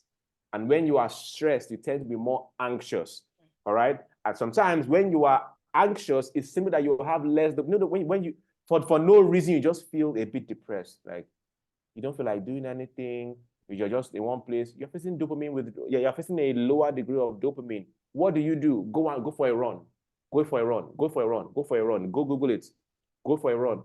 When you run, go for a run. Or if you can't run because of where you live, buy a skipping rope. When you skip with good music, it starts to boost dopamine. Do it every single day. Everything, just 30 minutes to 45 minutes. Then start your day. All right? Do everything in your journaling, but everything must be on a timetable. The best things you ever achieved in your life, you know what they were? They were in primary and secondary school. Why? Because you were forced to keep to a routine. So the best things you ever did, everybody here watching me, so the best things you ever did were done in primary and secondary school. Because those were the times when you were forced to keep to a routine. You were punished for coming late, so you had to keep the time. You were forced into a timetable. Today, you are doing maths, English, biology. They forced into a routine. But the moment you were free of those things, anxiety came, depression came, you started falling behind, started getting broke, where somebody with your talents and abilities has no business being broke. See what I'm saying? So you've got to get back to basics, get back to self-mastery. It's not a one-time thing. It's something you must keep on committing yourself into. Remember, be transformed. How we get transformed now? By what? By the renewing of your mind daily, until you eventually get better. And you'll have good success. But you've got to commit to the process. Thank you so much, John. I know I was tough, but there are some things John has said that you are not going to do. And until you decide to do them, there will be no tweak of a change. I know from whence I speak and why I'm so tough, because I remember suffering for no reason. I will come to events like this, I will listen, but I will not do it. And I will willfully and intentionally not do it. So he said, write this, do this. Then he said, you were very disciplined at a point in primary school because they made you do this. So go to bed, get your 8 hours. You won't do it. You know you are not going to do it. Why? Because you have a thought. 8 hours. Do I have 8 hours? We are looking for money. They are saying we should sleep. I beg, I can't be sleeping. Oh, I should be out. The guys that come to you, I honor their honesty. I'm now doing Yahoo. That was a decision you made. You did not have to. And you lack dopamine and all that because every thought creates a secretion, a chemical secretion in your body. Your body is not minus you. Your body reacts to every thought. I said your brain changes structurally, chemically, and functionally because your brain is neuroplastic. So all those neurons, they just twist into whatever your thought is. And because no one can control your thinking, you are the one who controls it. You are the one who decides, what's it? Pain evolves and man is so painful. I have crawling anxieties. I tell people when people say, sorry, I don't want to stress you. I say, don't you ever use that word around me, stress. I say, it's not in my vocabulary. It's not in my dictionary. Limitation. I suggest you go and blacken it up. Limit, limitation, limited, limit. Remove it from your dictionary. Erase it. Use a black pen. scratch it out. A black pen, scratch out. I read it somewhere, scratch it out. It does not exist for you. But if you think it does, if you think you are a victim, you will be a victim. It's not the devil. We are not helpless. It's not the devil. It's a choice you make. And I want you to make a choice to hate pain so much. That's what I did. I hated it so much. I got to the point where my life must change. You think it's a walk in the park? It's not. Oh, my life must change. What did they say I should do? I don't care what it takes. I'm going to do it. He was giving me flowers at the beginning. I was thinking to myself, me, what do I know? What do I do? There have been many times in my business I shut my laptop. I've been working. 1 day, 2 days. It was 48 hours. I did not sleep. Nothing came of it. No money. Penny. Nothing was made. I said, God, I'm never talking to you again. I want to have nothing to do with this business, this call, this. Forget you. 2 weeks. I told her, I'm not talking to God. I crawled back. Yes, you can, Namdi. I crawled back. And I've decided that every time I give up, it's a choice I made willfully. I decided I'm going to be weak. I decided that whatever was facing me is too much for me. I decided there were times when I wanted to join coaching programs. I did not have the money for it.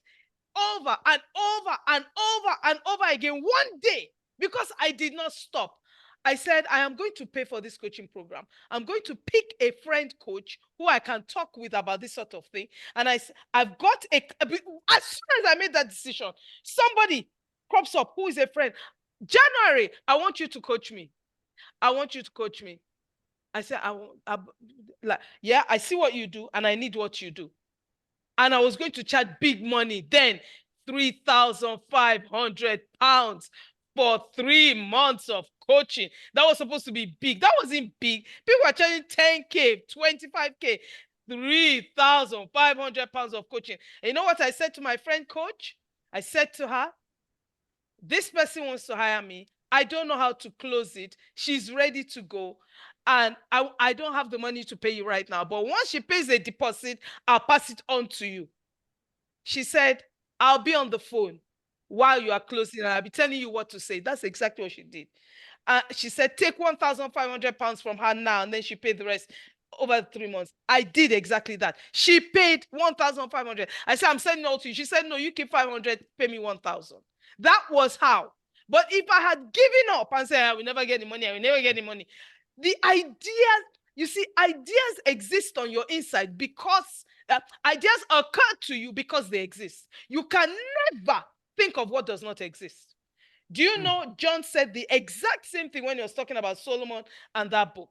He said there is nothing that exists now that has not existed before. Everything you desire already exists. It's not going to be made just for you. Oh, just because you call it. So how does it happen? You are thinking of money and somebody just says, somebody sent me a message from England. I didn't know your mom died. Please let me send some money for the burial. We buried her. I'm still sending you money. Like he said, it's the frequency. If your frequency is that I'll never have money, I'll never grow, I'll never be like this, I can't be rubbing your back. Is that how you feel? You have to do Yahweh, all this anxiety. You are not going to get up. I know it's painful. I know it's crazy. It's the same way I talk about suicide. I tried it twice, so I'm not just speaking from the hole behind me, way down where my waist is or just below my waist. I know from whence I have come, and I know how debilitating it is. I don't want you to get there. Wake up. Take what this man says. Don't stop attending. I know John Obidi, Daddy J.O., this deep. Has it made any difference to you?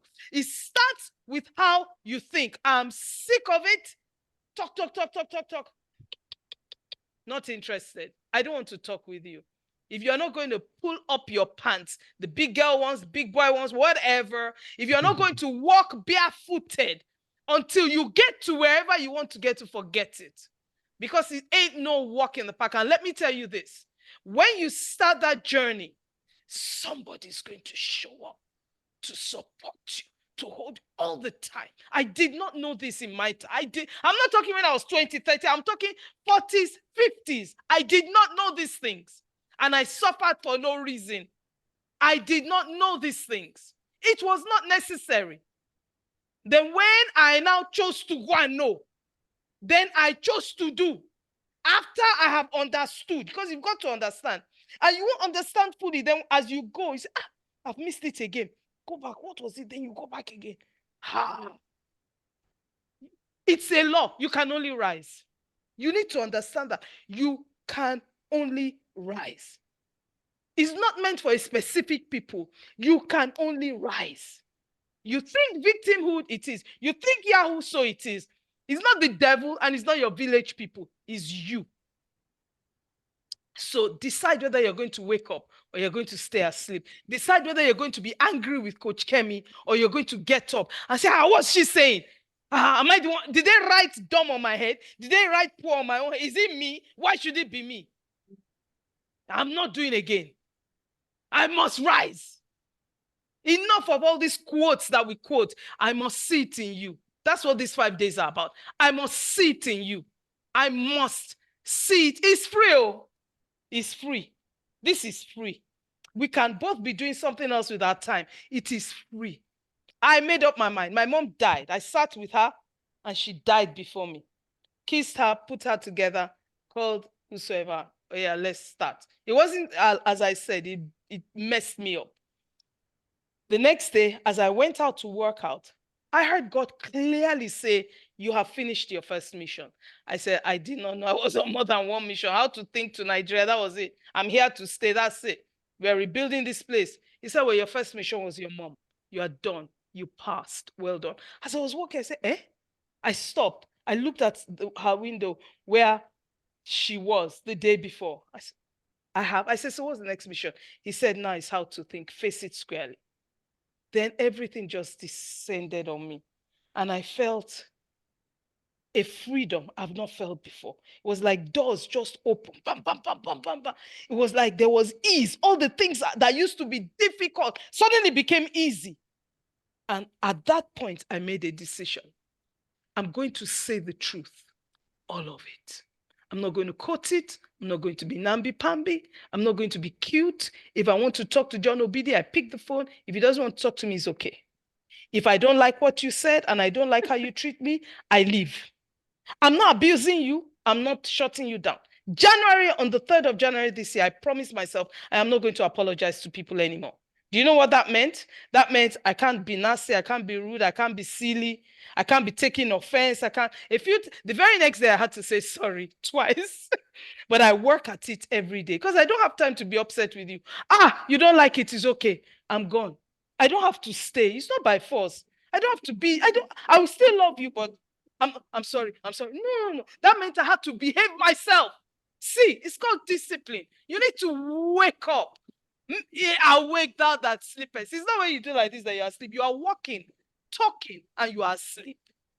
When he said, let the dead bury the dead, it meant there are walking dead people who need to bury the ones that are lying down that are dead.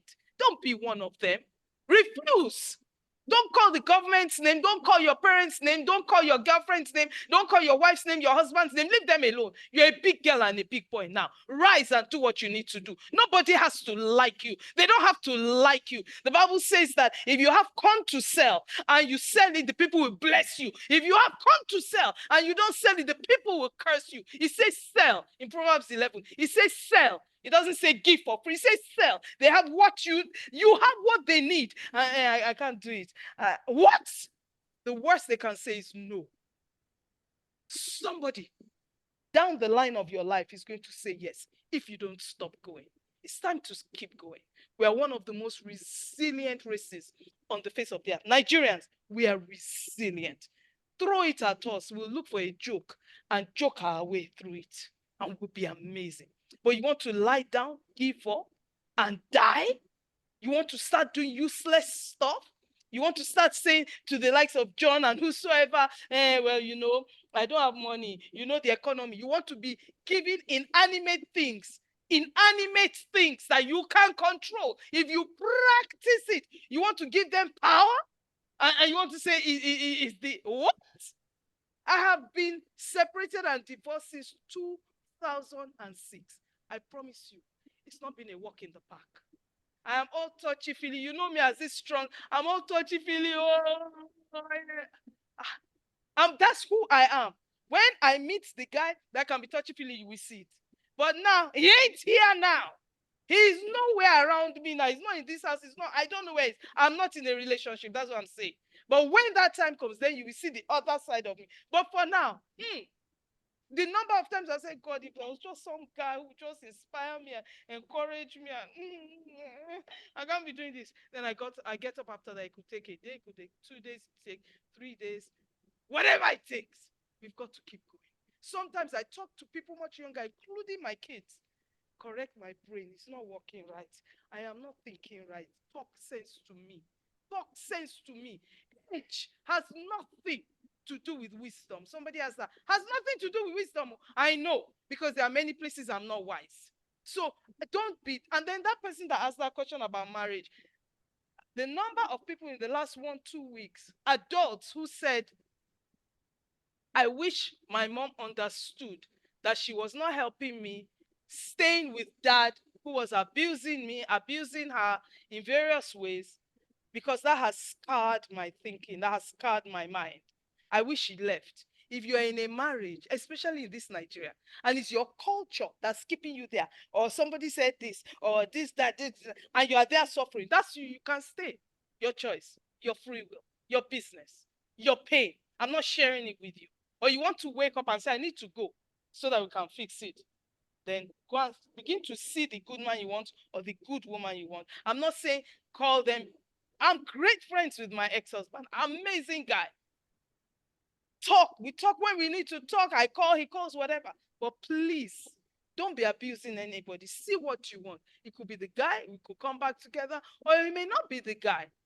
You don't know, but it will serve you. If you are thinking right about people, then you will produce the right chemicals that will make you right. Anybody in anxiety is not thinking right. You can't be thinking right when you are anxious now. Okay, the anxiety now, what has it done for you? Has it got for you what you want? Are you a better person for it? Are you stronger for it? You are richer for it?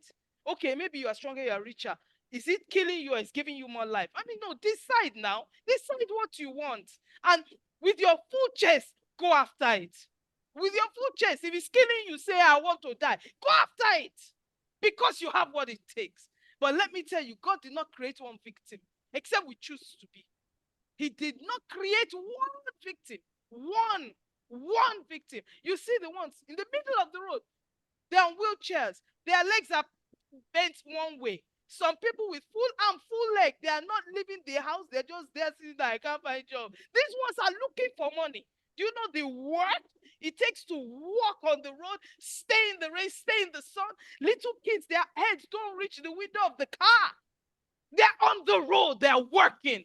And then I can't. What are you saying? We are resilient. Somebody just needs to get those people thinking differently, and they will do differently. Wow. Nam, do you want to say something? We are done, guys. Yeah. I'm sorry. Did I go all over it? But I apologize at the beginning. Oh, I say I'm sorry already for the future. So please, Mr. Obidi is smiling. So okay. Thank you very much, ma, for that wonderful session. Good evening, Mr. John. I'm one of your people. I've been following you since like 2018. We just finished Money Trees, so I watched it. It was amazing. Thank It you, was Namdi. amazing. It was Thank you. amazing. Thank you so Pleasure- much for pleasure to meet honoring you. thank you so much for honoring the short invite. It was really short. Thanks for We having thank you me. so much. Thank And you. it's an amazing session, right? Thank Maybe you. one day when I qualify, one day I speak it into existence, I will do something with you, sir. Thank you very much, very On the much. same frequency. On the same Yes, on the same frequency. frequency. Thank you That's very all much, right. sir. It's an Thank honor you. to have you. God Thank bless you. you. Thank you, Nami. All Thank you. right, so guys, the recording will be available soon. So after the meeting, don't leave the group. It's 5 days. John Obidi has broken too many tables today. Like it will take months to fix those tables again. Just broken plenty tables. So don't miss tomorrow. Tomorrow is going to be amazing. Thank you so much, Coach Kemi. Thank you so much, John Obidi. God bless you. Your question, Thank you. David. Sorry, Okay. David. What was your question? Sorry. I love the fact that you came back up to push at it. I'm scrolling back up to see what your question was. Can you see, John? David. How do I Yes, know how the do I right know the right older way? person to ask? Okay. Does age alone qualify a person for Okay. wisdom? Well, so there's this scene in the book of Job where Job's three friends were, talking and deliberating over Job's conditions. And the youngest of them said something that, wisdom is not only found in old people. And you would have to understand, first of all, break down empirically what wisdom is. Wisdom is many things, but one of the things wisdom is an ability to connect the dots. Wisdom is an ability to connect the dots. It's an ability to connect action and reaction,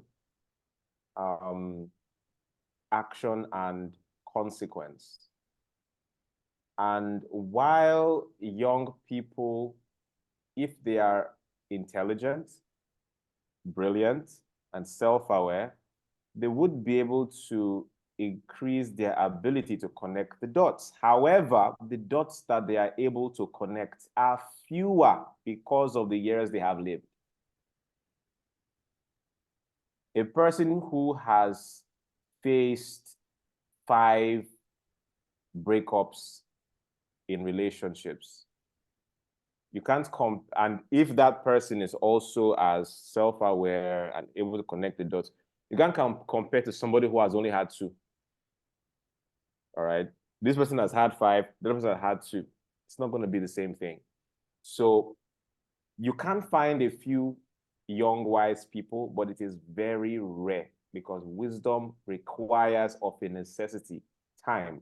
Whenever I say these things publicly, young people hate to hear it, but it's the truth. You need to give it time. And for any of you here that thinks you are young and you are wise, give yourself time. In 10 years, you will look back on this, your era, as foolish. Just give yourself time, all right? And wisdom is not something you have to just, I'm wise, I'm covet. Relax. Are you in a hurry to die? It will come in time. Give it time, all right? The times even in our 20s when we thought we knew it all, by 25, you learn something new that makes you think that, oh, more, I didn't know anything before. By 30, another new thing hits you. By 35, it's a never-ending journey. So it's progressive. So not all old people are necessarily wise, but you are more likely to find an old wise person than a young wise person. Understood? So not all old people are wise. Not all young people are foolish, but you are more likely to find an old wise person than a young wise person. It's a matter of probability. The probability is higher in finding wisdom in someone that has lived longer than in someone who is relatively young. So when you say, how do I know the right older person to ask? There are multiple ways. One, it is important you find someone whose destiny is intertwined with yours. Not ultimate, but important. And is due to something we call, in critical thinking, we call it, it's a mental model called skin in the game. A person who has skin in the game can be more objective sometimes. So there are certain things your own mother would tell you that she will never tell anybody outside. But because her destiny is intertwined with yours, right? Or your father, or sometimes your wife, right? I've learned in this game, yeah, especially, I'm not married, but I do date. When you are, this is a bit, it digress a little bit because not older person is, dating, yeah. but I'm saying this because of that thing of intertwined destinies. When you are casual friends, as a guy, when you're casual friends with a girl or with a woman, there is a level that she is able to assist you up to or advise you up to. But the moment you lock things in, either romantically or otherwise, with that woman, there is a higher level that she will unlock. Yeah. There are kinds of counsel that she will bring to the fore because your destinies are intertwined. Your failure is her failure, your success is her success. There are certain kinds of counsel that she will give you in that situation that she will not give you if you are just normal friends. She will just do the normal, I'm praying for you. Oh God, we do it. Right? So it's very helpful that such a person has intertwined destiny with yours, because their success is your success, your failure is their failure. However, sometimes people with intertwined destinies can also lose objectivity. So you will need somebody who is outside of that as well. There's a reason why in medical science, doctors are not allowed to operate on somebody who they are related to. A surgeon is not allowed to operate on their own child or parent or spouse, or because they're not sure if they'll be able to maintain that scientific or medical objectivity in that situation. All right. So both are useful. Somebody who is tied to you, by destiny, but somebody also who is outside of it and can see a bit more objectively. You can take those multiple points of view and you be the better judge. The fact that we say that you need to go to people for counsel does not mean that their counsel is the ultimate. You will finally have to make that decision, which is why one of the gifts of the Spirit in the New Testament is discernment. You cannot escape building within you the spirit of discernment. And what is discernment? Discernment is simply differentiation, being able to differentiate between your left from your right. I did not say right from wrong. It's different from your left from your right. When you're able to differentiate between this and come to a logical or ecological conclusion, that's discernment. So these are the two kinds of people to seek counsel from, but the ultimate decider has to be your thought process.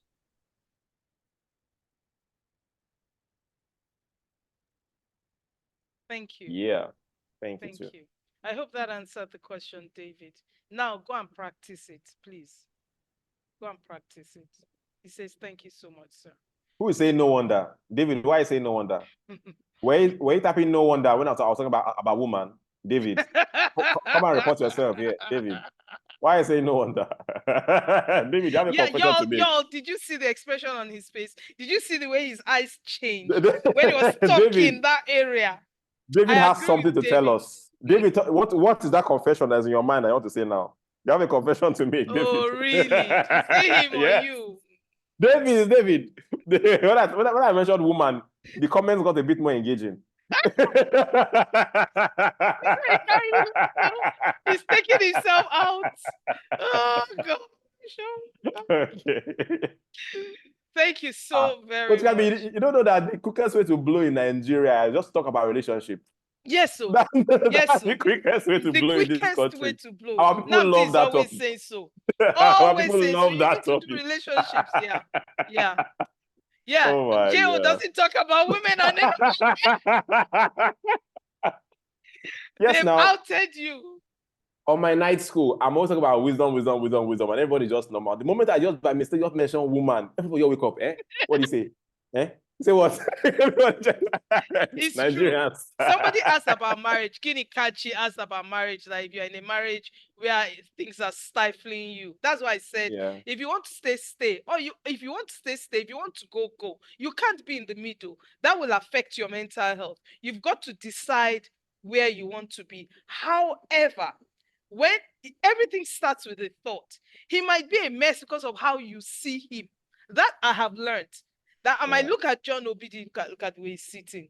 Oh, and then you just have a stinking thought. He might Yeah. just be a kind person, but you have not seen it because of your thinking. Oladuni, why are you running away? Because of your thinking. And us women, we have a power. And without Mm, talking, we can mm, injure. My ex-husband used to call it mm, wound, wound and mm. injure at the same time. We Get it. injure. Get it. And it took Get it. me years to learn this. That although he's a man, his hench, they need kindness. They need Mm, understanding. There's a friend right now who currently his dad is dying. And he said he's okay. yeah. At first I thought, and he's the firstborn, I thought, he's not a No, he small boy. ain't. Oh. I thought, okay. No, he ain't. Okay, you can't be okay.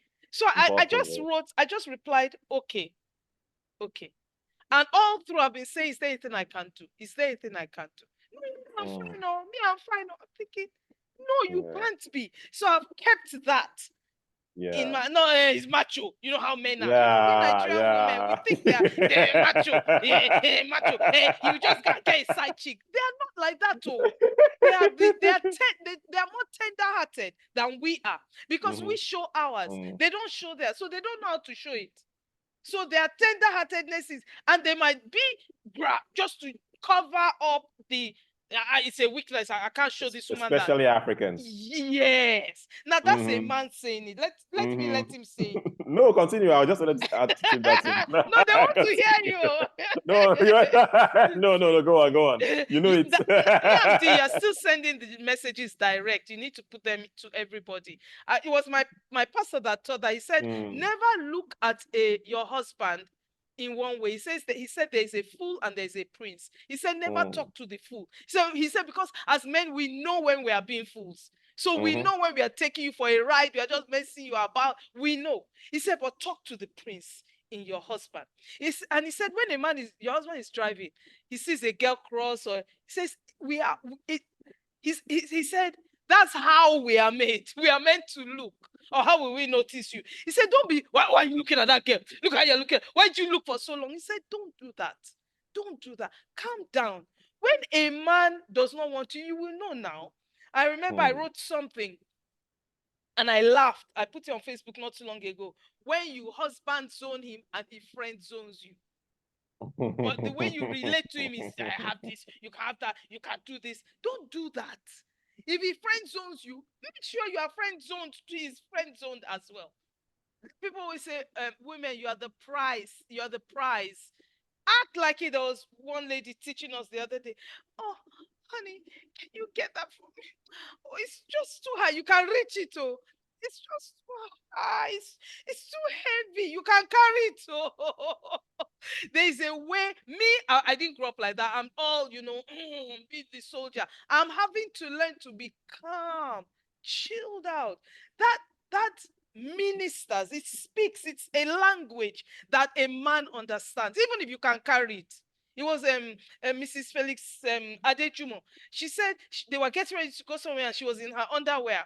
So there was something she wanted to wear. It was at the top of the wardrobe in a box. I think it was a hat. So she climbed up and she knew her husband was looking at her from behind. So she kept stretching. She knew she was disturbing him.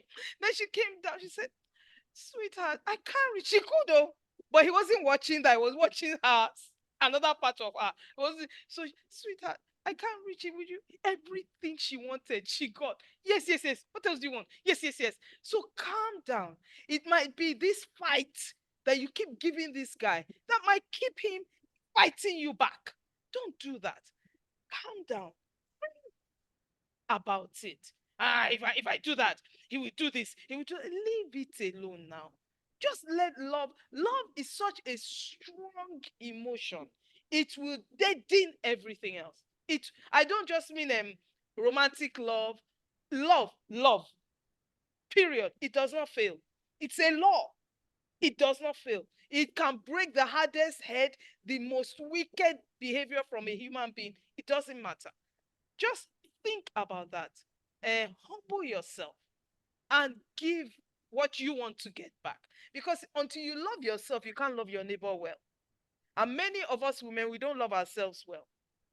And so they get all this baggage in us. We've come with all this stuff, but we are not calling a spade a spade. We are just saying it's him. He doesn't know how to talk. He doesn't know how to say, calm down, relax, chill. The only reason you've got what you've got is because that's how you are thinking about it. Madman, he has come again. You're going to get a madman. But if you want a man that will cherish you, I was close to a guy and he gave me instructions. He said, at the end, he said, and this is an instruction. I read it and I did as if, you know, when somebody has read the WhatsApp, I read it, I didn't respond for 2 days. But I was feeling that he was upset. I could feel it. We are not in a relationship, but we know something is there. I was feeling it. I said, well, I don't have time for this. So I sent him a message. I said, Uncle, are you upset? Because I can feel it, literally feel it. And he said, well, you ghosted me. I cracked up. You ghosted me for 2 days. I said, when? He said, I told you to rest. And I said, I said, oh, the one where you gave me an instruction. I said, you can't give me an instruction. Right now, my mom had just died. You're trying to say, Kemi, you have to rest. I said, no. If right now, you need to be kind, sweet, and tender towards me. If you are not that, I can't hear you. I can't see you. Then he picks the phone, he calls me. No. You gave me access. You gave me access to be able to talk. Like you've elevated me. In my heart I say he's right.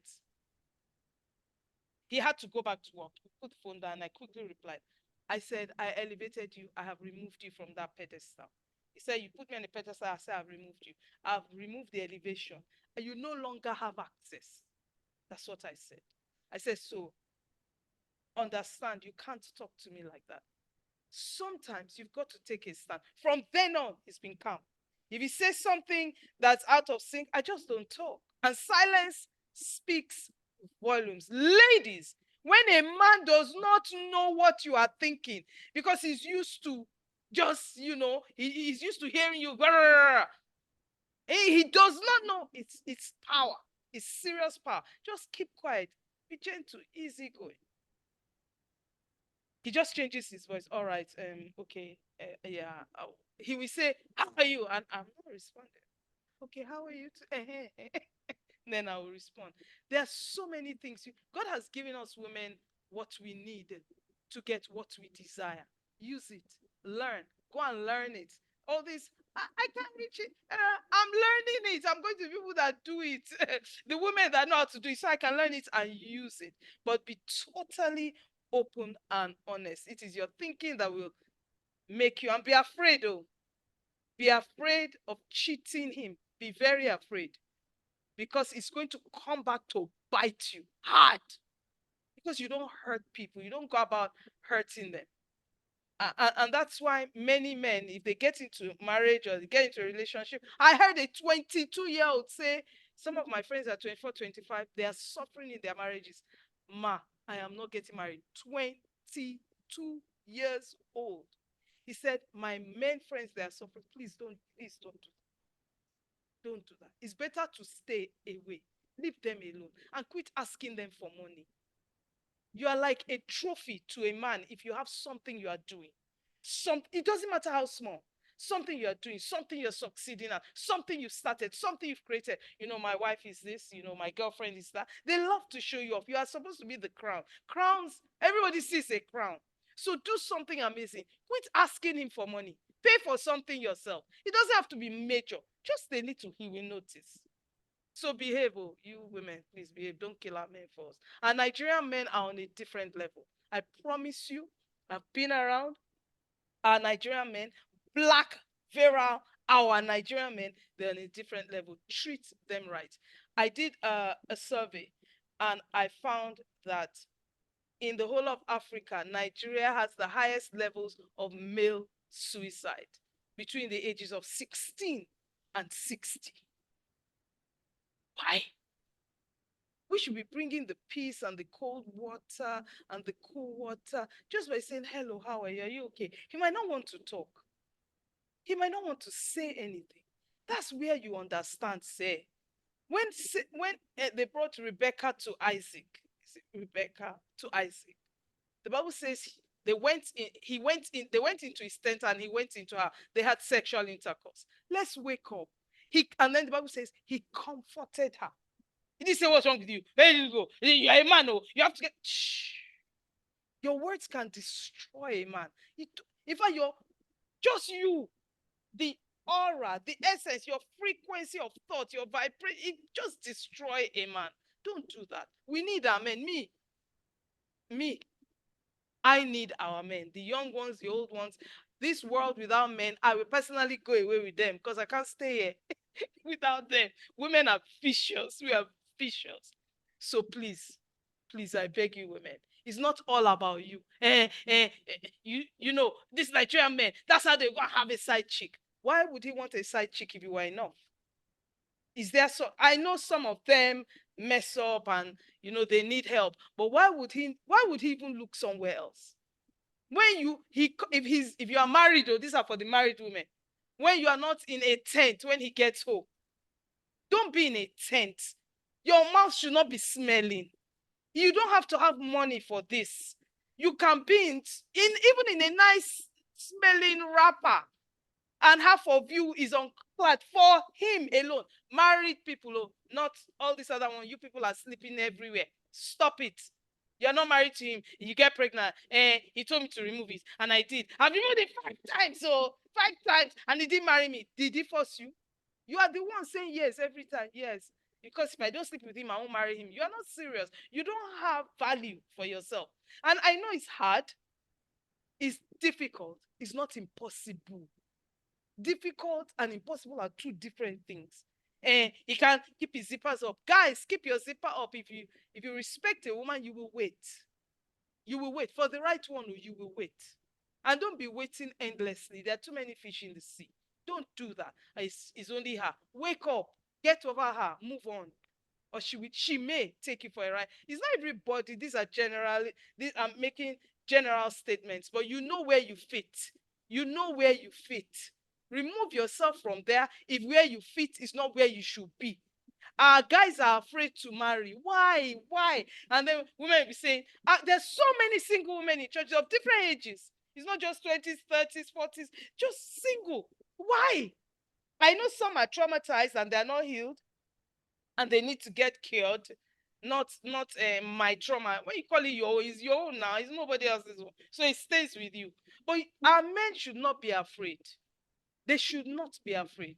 It should be a place of succor, a place of rest, a place of peace. Even when he's messing up, shh, there's a way to say, no, sweetheart, I just didn't like the way you spoke to me. The loveliest of tones. You will disarm him. And he will notice you serve the best meals, especially when he messes up. You've got everything clean, set, ready. When I wrote Dear Future Husband, everybody was, oh, Dear Future, people are abusing me. It's because you have no other work to do. That's why you will do this for him. You do. A wise woman builds her house. A foolish one will pull it down. I'm not stupid. I'm not stupid. I did some of those things when I was married, and then I would get angry because I lacked wisdom. I did not know how to think about my marriage. But now, the man that will come around, if you see, it's because I'm not busy at home. That's when you see. But once I'm busy, that's there. You won't see. You just go to work, come back, or go and do what he needs to do and come back. Why are you always at home? Because my wife is there. That's what people should say. Why are you always going? Because she's there. Respect, honor. It doesn't take much. The way you greet him, the way you welcome him, the way you say bye-bye, the way you say hello. You make him feel like a king. Some people will misuse it. I agree. But just know, if you want to be with this guy, there's a way you can even train him, teach him how to talk to you, how to treat you, how to help you. The other one is horrible and you don't want it. Because once a man is not happy, if he's not okay, you won't be. Love is powerful on any level.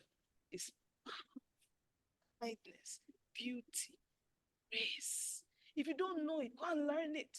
There's a way to walk. There's a way to sit where you will get his attention.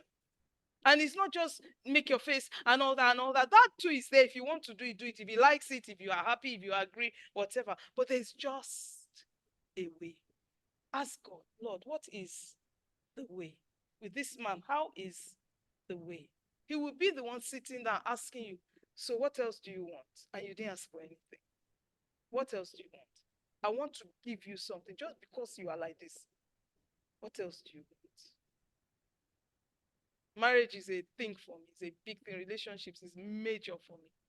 And it can be fixed if you want it to be fixed. Sometimes it takes one person to start and to persevere.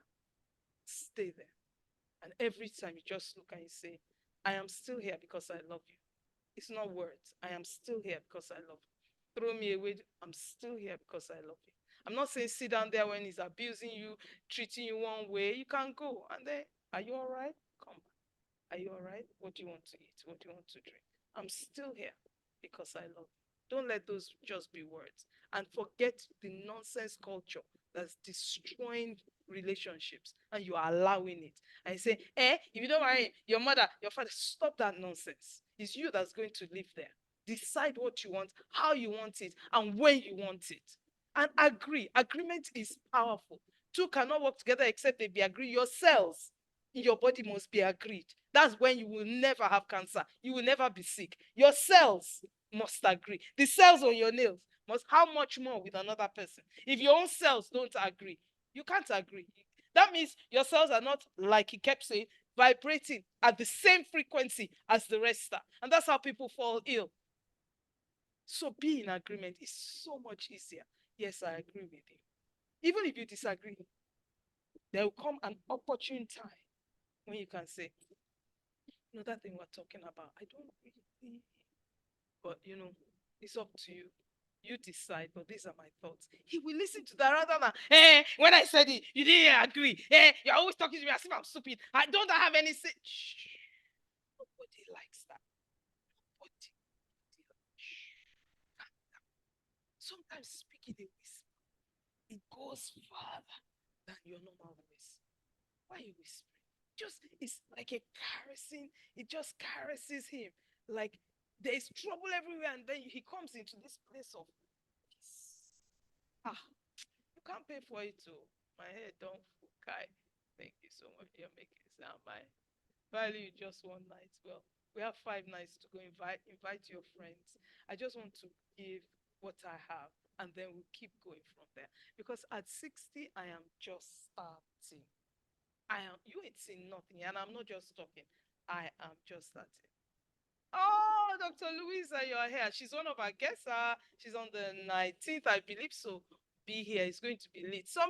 Forget the flyers you are seeing. It's changing every day. 2 guests. Can I come here? Can I go on this? I want to speak on this. We're just going to chat, and we're just going to throw everything out of the window and just chat. So if you have 3 people here or 4, it doesn't really matter to me. What they say, if you can stay till whatever, great. If you need to go, happy to go. But I just honor you, Mr. Obidi. He's my special junior brother. Like, I don't share him with anybody. I'm just saying it publicly now. It's being recorded. I've told him before, like, we rarely talk, but he is a special guy to me. Thank you.